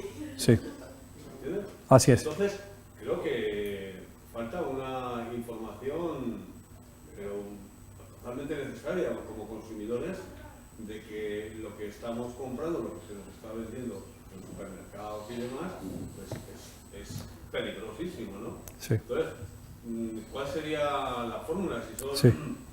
Es la, asociaciones de consumidores o es una información de la propia administración quien tiene que poner ahí Sí. mare, porque la verdad es que nos estamos contaminando a cuenta de hacer ricos a 4 y la verdad es que es... Pues mira, Jesús, la pregunta es más que pertinente porque es la pregunta del millón, ¿no? Quizás uno no pueda tomar todas las decisiones ni tener todo el conocimiento necesario para evitar los riesgos, ¿no? E incluso uno podría hacer una elección que era más equivocada porque al final está metiendo la pata en que el producto no es mejor que lo que él pensaba. Entonces, la clave tiene que ser fundamentalmente la presión sobre la administración, y no me refiero a la administración europea, española, sino a la europea, para que sea mucho más enérgica en la toma de decisiones y mucho más rápida, ¿de acuerdo? Que el Parlamento y la Comisión sean mucho más eficaces. El proceso se ha estancado hasta un nivel que no podéis ni imaginar. En el año 2013 el Parlamento Europeo le exigió a la Comisión que se establecieran los test de obligado cumplimiento para testar por disruptores endocrinos a cualquier biocida, que es el nombre genérico de cualquier pesticida, insecticida, fungicida. Bien, pasó el 13, el 14, el 15 y no salieron con nada. Y entonces Suecia denunció a la Comisión en el Tribunal de Estrasburgo por no hacer los deberes. Ganó el juicio, condenaron a la Comisión. No hay antecedentes de que Estrasburgo condene a la Comisión por no hacer su tarea. Estamos en el 18 y todavía estamos esperando que se implementen los test para identificar la actividad hormonal. Y dice la industria y los lobbies industriales que la aplicación de esos criterios serían tan restrictivos que perderían competitividad los productos. Entonces están atrancados porque son incapaces de ceder a la presión de los grandes que dice que no, que esto es inadmisible, que esto tendrá otra manera de tratarse. Entonces la única manera es presionar políticamente a través de asociaciones para que esto se haga de forma general, si es Europa, o de forma particular, como lo está haciendo Francia, que decide cosas de forma unilateral. Europa dice, oh, eso no es posible, y dice Francia, claro que es posible. Ha suprimido los tickets de caja, el bisfenol A en muchas de sus aplicaciones, están suprimidos desde hace años el bisfenol A en el uso alimentario, y va por delante para proteger la salud del consumidor.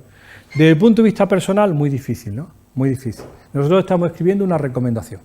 Y la recomendación tiene una cantidad de cosas tan simples. Por ejemplo, ¿están preparadas las madres? Las madres, si te vas a quedar preñada, no te compres un coche nuevo. Porque el olor a nuevo son cientos de compuestos químicos volátiles, entre ellos los ftalatos. Y está dicho. Ese olor a nuevo, qué bien huele. ¿Ya está? El niño no sé. Si te vas a tener un niño, no pintes el cuarto del niño, ni le compres un colchón nuevo. Si es posible, utiliza uno usado. Toda la ropa, a ver, ¿os digo más cosas? Toda la ropa de los niños se lava antes de usarla. Si estás en una tienda y eres joven, nunca te encargues de desempaquetar. Prohibido desempaquetar. Porque el que desempaqueta, como dice, buen desempaquetador, el que desempaqueta se lleva todos los volátiles que tiene el textil. Pues todo eso está sacando el gobierno danés. Se llama, si queréis, y como todo el mundo sabe inglés, lo tecleáis, se llama Expecting a Baby, así, está en inglés, gracias a Dios no está en danés, está en Expecting a Baby, y es una guía de 14 páginas de puro sentido común, y le dice, mientras que la administración tome carta en el asunto, aquí tiene ciertas recomendaciones. Por supuesto, lo primero de todo es elige ecológico, come ecológico y ve con tu propia bolsa la compra, ¿no? Porque por lo menos hay alguien que entiende algo de esto en agricultura ecológica, hay alguien que se ha empeñado, que ha cogido la idea y que quiere disminuir tu exposición a compuestos químicos. A lo mejor lo hace mal, a lo mejor se equivoca en cosas, a lo mejor la tierra está contaminada, pero por lo menos no le está echando 7 tratamientos a un tomate. O por lo menos ya algo te ha llevado de menos, a lo mejor se está equivocando en algo, pero no en tanto, ¿no? La primera es consumo, en la guía de Expecting a Baby, consumo. Lo segundo es textil, lo tercero es cosméticos. Olvídate de las cremas solares.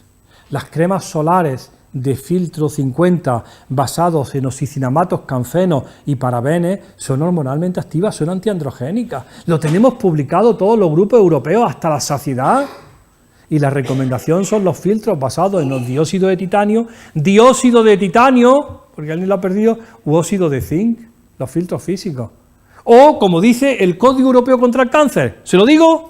No tomes el sol entre las 12 de la mañana y las 5 de la tarde. ¿Te lo digo otra vez? No tomes el sol entre las 12 de la mañana y las 5 de la tarde. Un país que ha basado toda su economía en tomar el sol y que vengan todos los europeos a torrarse entre las 12 de la mañana y las 5 de la tarde. Y el Código Europeo contra el Cáncer diciendo, no tomes el sol entre las 12 de la mañana y las 5 de la tarde, porque da cáncer. Y los protectores, que son químicos, fundamentalmente son compuestos antiandrogénicos. En la guía danesa está recogido eso. Habla del agua, procura, dicen los franceses, agua del grifo, tienes derecho a ir a tu municipio y exigirle el control de calidad trimestral, semestral, que se haga. Y si hay algún problema, que te lo advierta. Si tiene muchos nitritos, no sé qué, que te lo advierta. Y saber cómo está la calidad y consume agua del grifo. Si te está gastando el dinero del municipio porque venga buena. Ahora vas a inventarte. A mí me horroriza. ¿Se acuerdan la historia de las botellitas de plástico de aceite en los bares de 250 mililitros? Porque nos hicieron ver que detrás de todas las barras de todos los bares en España había un camarero fraudulento llenando las aceiteras de algo peligroso. Y todo el mundo se imaginaba que había un tío con una garrafa. Toma tostada, toma tostada. Y entonces ahora sale un cocinero en la tele que dice, mis botellitas de plástico de 250 mililitros que yo destapo. ¡Trac! Dices, tío, ¿no te das cuenta que es PET y que ni siquiera tenemos el estudio todavía de cuándo le está dando el plástico al aceite? Que se disuelve en aceite. ¿Quién se ha inventado eso? Por supuesto, el intermediario, como siempre, el que vende el plástico. Eso no favorece la salud de los consumidores, favorece la salud del que vende el plástico. Bueno, la guía de eso hay que leérsela. Nosotros la estamos traduciendo al castellano y añadiéndole más cosas de los franceses y de los... Sí. Bueno, tengo entendido, he leído que uno de los plásticos más inocuos es el polietileno de alta densidad. ¿Es cierto? Pues sí, en las listas, el problema de todo es que no sabemos qué le añade nadie, ¿no? Es decir, como estructura molecular básica, el PET es inocuo, pero tiene muchos aditivos.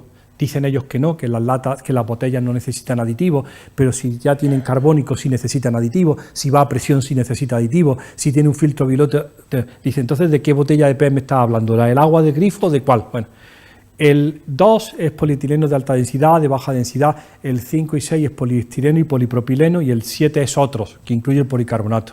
El 3 es PVC, ¿no? El PVC tiene la mala historia de que tuvo talato durante mucho tiempo como aditivo y además pertenece a la industria del cloro. Y los polietilenos de alta y de baja densidad quedan, pues por el momento, exculpados. Pero el problema es que no sabemos el que hace el producto final, la bolsa, el tubo, si está añadiéndole cosas, porque hay libertad del productor. Entonces, mientras que no lo sepamos, pues tenemos una enorme incertidumbre de que es plástico, ¿no? Ese es el problema. Pero como molécula o como monómero, al no ser lineal y no es fenólico, pues tiene buen aspecto. Sí. Hola, buenas tardes. Yo quería comentar, hace años, cuando éramos más pequeños, la mayoría, pues bajabas a la compra y te daban todo en bolsas grandes de plástico, bolsas de papel, que se llamaba papel de estraza. Sí. Y la leche y el vino y todo, pues venía en botellas de cristal. Sí. ¿Qué inconveniente hay, aparte de intereses creados por los fabricantes de plásticos, qué inconveniente hay en volver a recuperar, primero fabricarlas, las botellas de plástico, y después De cristal. a recuperarlas y lavarlas como hacían antes? Absolutamente, ningún inconveniente. Mire, le voy a contar una historia de un proveedor de un supermercado popular en España. Le exigen que le suministre una cosa, esto no se puede decir en La Rioja, me echa, vino sin alcohol. Va a decir, eso no existe. Vale, el mosto, ¿no? Y entonces le dicen que suministre y le dan su marca, que es muy popular en España, en cristal. Y dice el gran superficie, no. Nosotros no aceptamos cristal, tiene usted que traerla en PET. Dice, pero si es más barato en cristal que en PET. Dice, sí, pero nuestros clientes consideran que el cristal siempre es más caro. Así es. Y entonces han tenido que hacer la versión para el supermercado en PET, en plástico, porque si alguien va a una botella de cristal, dice, esto debe ser más caro, no lo quiero. Es decir, es una mala educación de la clientela, cuando en realidad No habría que hacer el sistema de consumo en donde está montado, en donde es el intermediario, el que hace el food packaging, el envase alimentario, el que está sacando el gran beneficio, para un envase que usted no ha reclamado ni ha pedido, que ni siquiera aumenta las características, eso lo diría el otro día, organolépticas del alimento. Nada. Sí. Que quiero recordar que incluso se llegaban a comprar los cascos Sí, para así asegurarte que el proveedor de que se devolvía. claro. Entonces, vamos a suponer que en su día pues era un euro, 5 pesetas, y te lo cobraban al hacer la compra, más 3 cascos, 5 por 3, 15. Que pagabas. Sí. Pero de cogerlo, te lo devolvían. Con el fin de recuperar la botella que se rompía, bueno, pues se agotó, pues han perdido ese importe. Pero pienso que era una forma de volver a la normalidad. Absolutamente, absolutamente. Y sería posible, pero es una educación del consumidor, ¿no? Y incluso venían algunas en oscuro, en verde o en color tabaco, Sí, para que no le diese la luz, porque la luz afecta también claro. al alimento. Y completamente inertes. De hecho, en los mercados de ecológicos, donde yo compro el primer sábado de cada mes, no te dan bolsas de plástico, no existen. Todo el mundo va con su carrillo, con su cesto, y parece que está asumido por el consumidor que tienes que ir con el recipiente donde te echan la comida. Y no pasa nada. Más tiene hasta las... Con la bolsa de gracia a comprar y te subías tu bolsa de gracia para sacar. Ya está, así es. Eso no sería más que reeducación, ¿no? Bien. Sí, por favor. Esto que he dicho ahora mismo y antes, dice, y ve con tu propia bolsa a la compra. Sí. Porque una bolsa nueva, ¿qué pasa? Que al abrirla ya te envenena. No creo, porque las bolsas son de polietileno de baja o de alta densidad, no es por el producto, no es por el problema de la exposición. Las bolsas están tan criticadas por el problema de la contaminación y el desecho. No sé si saben ustedes que se acaba de prohibir en Francia, de nuevo, los cuchillos, tenedores y cucharas y plásticos de un solo uso. El país no puede soportar el reciclado de tanto plástico. Entonces lo han prohibido, pero no porque la gente hayan pensado que con un cuchillo de poliestireno se vaya a intoxicar, sino porque es inadmisible tirar tantísimo. Les voy a decir una cosa muy curiosa que para mí fue una sorpresa de hace 4 años. ¿Saben de dónde viene el polietileno de alta densidad, el de baja densidad, el PVC, el poliestireno, el polipropileno, el policarbonato, las resinas epoxi y el PET? Del petróleo. Yo cuando me lo oí, dije, sí, todo es un hijillo del petróleo. Dice, entonces esto todavía es un coletazo del sistema, Sigue siendo utilidades del petróleo. Entonces, mientras que el sistema no cambie y no se desmonte por quien lo tiene montado, pues se va a aumentar el consumo y la sustitución. La mayor fábrica de bisfenol A del mundo, bueno, de Europa, está en Cartagena. ¿Cartagena de Indias? No, Cartagena, Murcia. Está en Cartagena, Murcia, que hace la friolera de 500 millones de kilos de bisfenol A. Empezó haciendo 250.000 toneladas y ya hace 500.000 toneladas. Para todo el tipo de aplicaciones, para hacer los plásticos, las ventanas de los edificios, las gafas bifocales de la señora, que son de policarbonato, estrogénicas. Y eso es derivado del petróleo. Y eso es imparable porque para colocar 500 millones de toneladas, 500 millones de kilos, hay que buscar todos los días nuevas aplicaciones y sustituir lo que había por un elemento nuevo. De pronto va un día al supermercado uno y de pronto se da cuenta de que los carrillos del supermercado ya solamente tienen la estructura metálica, ahora tienen un enorme cajón de plástico. Y es la sustitución continua de unos elementos por otros. Sí. Sí.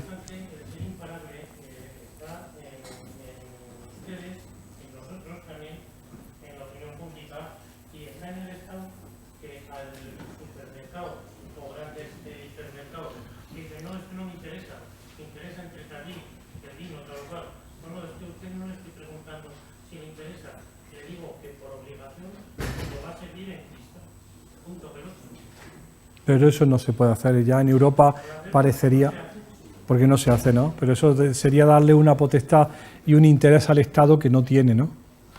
Pero a ver, A ver, las señoras que protestaron para defender a las chicas de los supermercados manejando bisonolar, yo siempre lo digo, fueron 2 diputadas francesas que se fueron a la Asamblea Nacional y se lo explicaron a sus compañeros machos.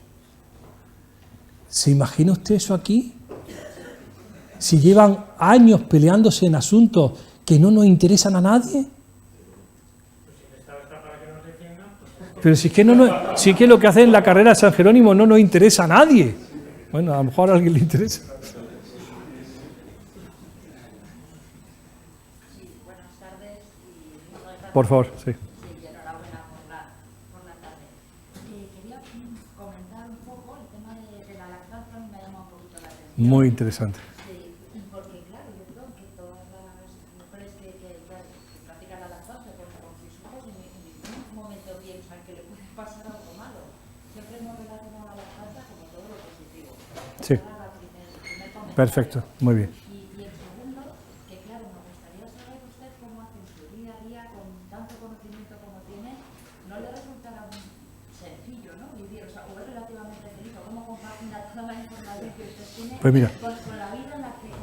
Perfecto. Mira, la primera pregunta de la lactancia es más que relevante porque, gracias a Dios, en el estudio Infancia y Medio Ambiente, desde el principio lo que vimos fue la transferencia madre-hijo de los contaminantes. La transferencia ocurre en el embarazo y en la lactancia, porque en el segundo trimestre del embarazo y en el tercer trimestre del embarazo hay una movilización de grasas para que tu niño de 100 gramos pase a 3 kilos, ¿no?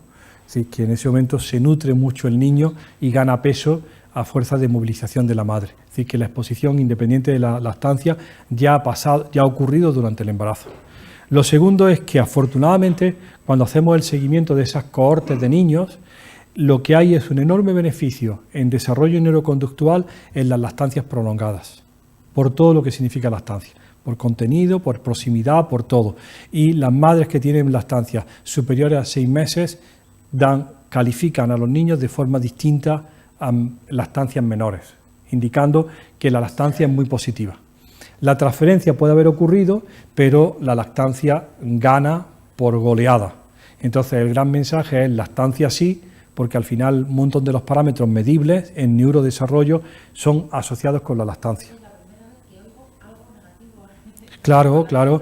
A ver, fíjese cómo tuvimos la semana pasada que vender el tema. ¿Saben qué comen los niños de 800 gramos en la unidad? ¿Alguien ha visto un niño de 800 gramos en la unidad de cuidados intensivos pediátricos? Un prematuro de 6 meses. Es esto, ¿no? Bien.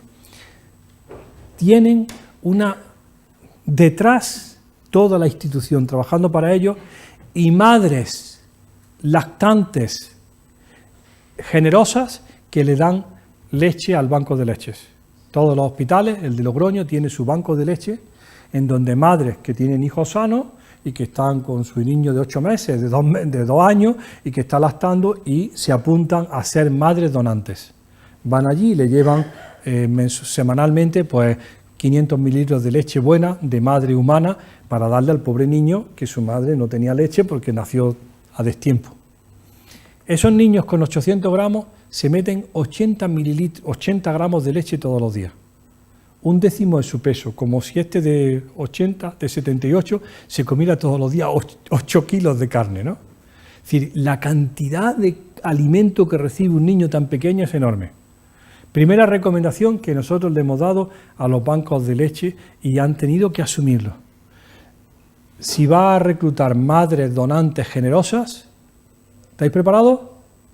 Que no usen cosméticos, porque están todos en la leche durante el tiempo de lactancia. Y dice la madre, Dios mío, pero si yo le doy a mi hijo. Dice, sí, pero tu hijo tiene 1 año y medio y está chupándote todo el día. El otro tiene 800 gramos y se tiene que comer todo eso. Y entonces son recomendaciones mínimas y se incorporan en el protocolo. Si vas a ser madre lactante, no fumes, por favor, no bebas cerveza, no bebas no sé cuánto. Si vas a ser madre donante, porque a la persona que le vas a donar es terriblemente lábil. ¿De acuerdo? Ya está, y son recomendaciones no tienes que hacer nada el pino con las orejas, tienes que abstenerte de algunas cosas si quieres asumir ese error, ¿no? Pero lactancia materna perfectamente defendida y además demostrada, ¿no? Como una. Y lo segundo, ¿cómo vivir en el día a día? Pues fundamentalmente, y es lo que tenemos que escribir, pero no está escrito, es recomendaciones sencillas de evitar. Y casi todo está basado en el consumo, ¿no? Si tienes pintura en el cuarto del niño, busca pintura ecológica que esté certificada. Si vas a hacer, evita consumo, si es sobre todo fundamentalmente evitar. Algunas normas sobre textiles, algunas normas sobre alimentación, algunas normas sobre bricolaje y jardinería, pero muy sencillas, que en momentos críticos donde hay que evitar exposiciones y fundamentalmente centrado en la madre, los niños y sobre todo en la madre joven potencialmente preñada, ¿no? ¿Ya está? Iba a preguntar, pero se va alargando la cosa, ¿no? Sí. Estamos, que es lógico, yo creo que hay que usar la lógica, y el ser humano no estamos preparados para los químicos. Esa es mi opinión que tengo yo. Sí. Y hoy se van descubriendo cosas, o hace muchos años se descubrieron cosas y se seguirán descubriendo. Y por ejemplo, estamos en un mundo que ahora está generando los móviles, las ondas y todo esto, y de aquí a X años van a salir estudios lo malo que eran los móviles, lo que llevaban los móviles, y hoy los tenemos aquí todos en la mano, los estamos usando y nos parece lo más normal del mundo. Y luego van a salir los estudios en lo que sabemos lo malos que son, pero que es que por lógica ya sabemos que son malos. Sí. Mi opinión, no sé. Sí. Sí, hay una cosa siempre en el mensaje de, nunca hemos vivido tan bien como hasta ahora. La esperanza de vida está ya en 86 años para las señoras y en 82 para los caballeros. Eso te certifica y dice, nunca hemos vivido mejor que ahora. Y yo le digo a la gente, vale, si no te mueres con 38 de cáncer de mama. Porque sube al 2,6% anual. Y a quien castiga no es a los viejetes de próstata con 70, que yo me apunto, sino a las mujeres con 38 y cáncer inflamatorio, ¿no? Así que va bien las cosas, pero no va bien para todo el mundo.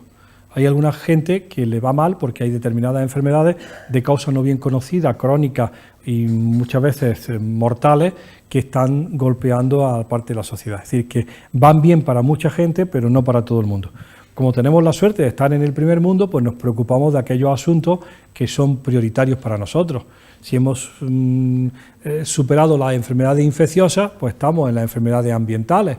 Es una suerte que tenemos. Ya sé que hay en otros sitios, otras sociedades, que la gente se muere de fiebres puerperales o la infancia se muere. Bueno, pues ese es su problema y el nuestro. Pero para nuestra sociedad actual lo que tendríamos que ver son cuáles son los factores de riesgo para esa gente que no le va bien. Con respecto a los móviles, que nosotros no sabemos nada de móviles, sí sabemos del plástico de los móviles. Recomendaciones para apuntar. La mayor fuente de exposición a polibromados, retardadores de la llama, es, ¿están preparados? El polvo de la casa. Esas madejas que tenemos, no, algunos que corren debajo del colchón, así que parece el oeste. Eso es la mayor fuente de polibromados en la casa, el polvo de casa, porque viene fundamentalmente de la electrónica encendida. Recomendación danesa, los aparatos se apagan. ¿Te lo digo otra vez? Los aparatos se apagan. Mientras que los aparatos electrónicos estén encendidos, están a una temperatura elevada y están evaporando polibromados. Y dice, ¿y esas oficinas cerradas con 60 ordenadores encendidos de día y de noche? Puro polibromado. Y dice la gente, es que mi edificio está enfermo. Y dice, no te puedes ni imaginar. No te puedes ni imaginar, porque ya se ha descrito. El estudio francés de contaminantes en la casa se llama Ecopoussière, no sé cuánto del polvo, y es fundamentalmente polibromados y perfluorados en la casa. Y viene de viene de textiles y de electrónica. Otra cosa, daneses, dicen, la casa se airea obligatoriamente 15 minutos por la mañana y 15 minutos por la no tarde. Si la calle tiene mucho tráfico, por la noche. La casa nunca se barre, se aspira. Recomendaciones para quitar tóxicos de la casa. Espera. Una curiosidad, que se sabe algo de esa capa que recubre las cazuelas de barro que sirve para comer, para los carritos. Ese recubrimiento de, no sé si sea algún tipo de barniz o algo. Es que no lo sabemos. Es que el gran problema que tenemos es la identificación de la nomenclatura de las cosas. Cada uno utiliza una nomenclatura. Ahora se ha puesto de moda decir interior cerámico. Y dices, ¿pero qué es cerámico? ¿Te refieres a cerámica? Y llaman cerámico aquello que es blanco resplandeciente y que es una resina epoxi. Entonces no hay un interior cerámico, es una resina epoxi pulida. No sabemos. Ahora se nos han acercado, porque siempre tenemos grupos de gente que se nos acerca, los arquitectos preocupados por la cantidad de materiales de resinas epoxi utilizados en la construcción moderna para dar forma a los cuartos de baño, que lo hacen allí sobre la marcha y lo hacen como de una pieza, ¿no? Dice, sí que son resinas epoxi. Digo, pues entonces son bisfenol A. Tú verás lo que está pasando. Entonces, no sabemos esa información. Que yo no sé si hay alguna normativa, porque es que aquí se venden las cazuelas de barro para los callos, para entonces estas comidas tradicionales. Y claro, es que yo no sé si... No lo sé, porque no sé si es los antiguos que eran vidriados de plomo están prohibidos hace muchos años, ¿no? Por la intoxicación por plomo de las poblaciones, ¿no? Por el plomo y el vinagre y cosas así, pero no sabría decirle. Tenemos un estudio de caso. Viene hace 3 meses, señor, soy fulanito, me interesa mucho esto porque trabajo, agárrense ustedes, en una fábrica de aerogeneradores. ¿Lo han visto, no? Los aerogeneradores son resinas epoxi y policarbonato. Es decir, los famosos molinos de viento, esos que hay eléctricos, dice uno, eso será de algo nuevo, resina epoxi. Y entonces uno no sabe cuánta resina epoxi va a soltar aquello al aire todo el día dando vueltas. Probablemente nada, ¿no? Pero ¿y dónde lo hacen? En Daimiel. ¿Alguien es capaz de poner en el mapa Daimiel? Ciudad Real. Y yo digo, cuando ponen una fábrica en Ciudad Real, ¿qué pretenden? ¿Qué quieres ocultar cuando pones una fábrica en Ciudad Real? Pues la mayor fábrica de toda España de fábrica de aerogeneradores es en Daimiel. Y entonces hacen las palas de generadores esas que vemos por las carreteras. Y allí hay 850 trabajadores metiendo policarbonato y resina epoxi en un molde, pegándola y cepillándola. Y están muy preocupados. Digo, ¿y tenéis motivo? ¿Tenéis motivo? Porque nadie le ha hecho el estudio de exposición. Teóricamente no es un riesgo. Entonces, si tiene que pasar algo pasará allí antes, ¿no? Pero así de ejemplos todos. Bueno. El recubrimiento de las tapas de los botes de conserva que tienen una capa blanca, eso también... Sí, generalmente son resinas epoxi. Lo que se puede hacer es lo siguiente. ¿Qué hacemos en mi casa? ¿Dónde está la señorita de la casa? ¿Qué hacemos en mi casa? Nos cambiamos hace mucho tiempo a tuppers de cristal. Las tapaderas son de plástico, pero nunca calentamos en plástico. ¿De acuerdo? Es decir, la tapa la quita y le pone un plato de loza invertido y calientas y difícilmente toca el alimento congelado la tapa. Y están en el mercado y son tan buenas como la otra y se lavan perfectamente. Es decir, que si quitas la parte de plástico, en los alimentos infantiles y en muchas cosas donde hay un bote de cristal con una tapadera hermética, siempre el recubrimiento interior del aluminio de la tapadera es una resina. Entonces, siempre dices, bueno, ya hicimos hace mucho tiempo un estudio de eso y había unas que tenían y otras que no tenían, pero en cualquier caso el contacto es mucho menor que si fuera completo, ¿no? Esta Silvia Lacorte, cuando hizo el estudio del agua, decía que gran parte de los contaminantes que nosotros atribuíamos a la actividad estrogénica en las botellas de agua venía por el tapón que tiene siempre un recubrimiento interior plástico y que era el que había contaminado la botella, no el PET, sino la resina utilizada en el recubrimiento interior. Ese que tú le quitas, ese que los niños le separan el plastiquillo del interior del tapón. No lo sabemos, pero parece que sí sería un problema, ¿no? Mejor un corcho.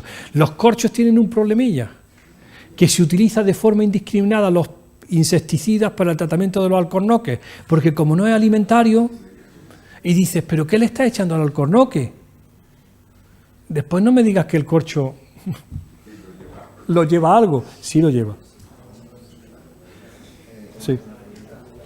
Bueno, después de esta tarde, Sí. viendo en cierta manera bastante catastrófica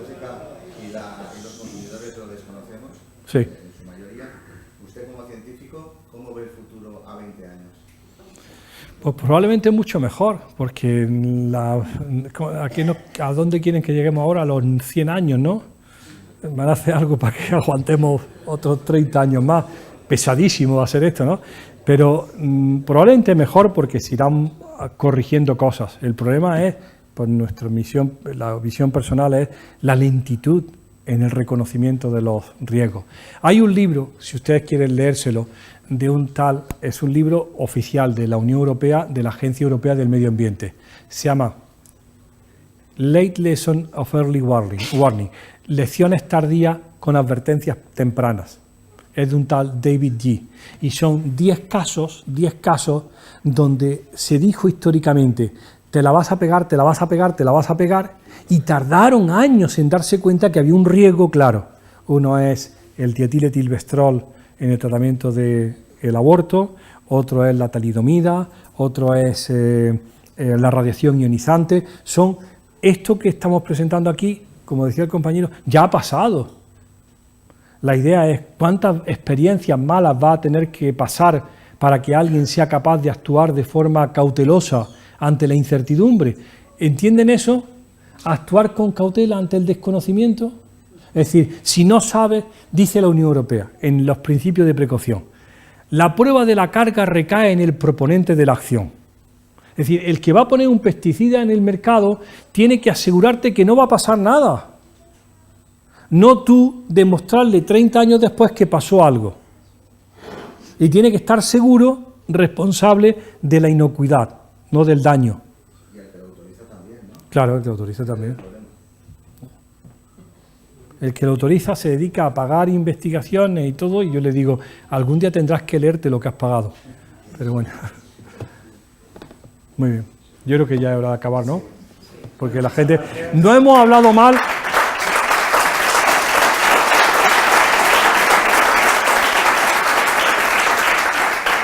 No hemos hablado mal ni de la cerveza...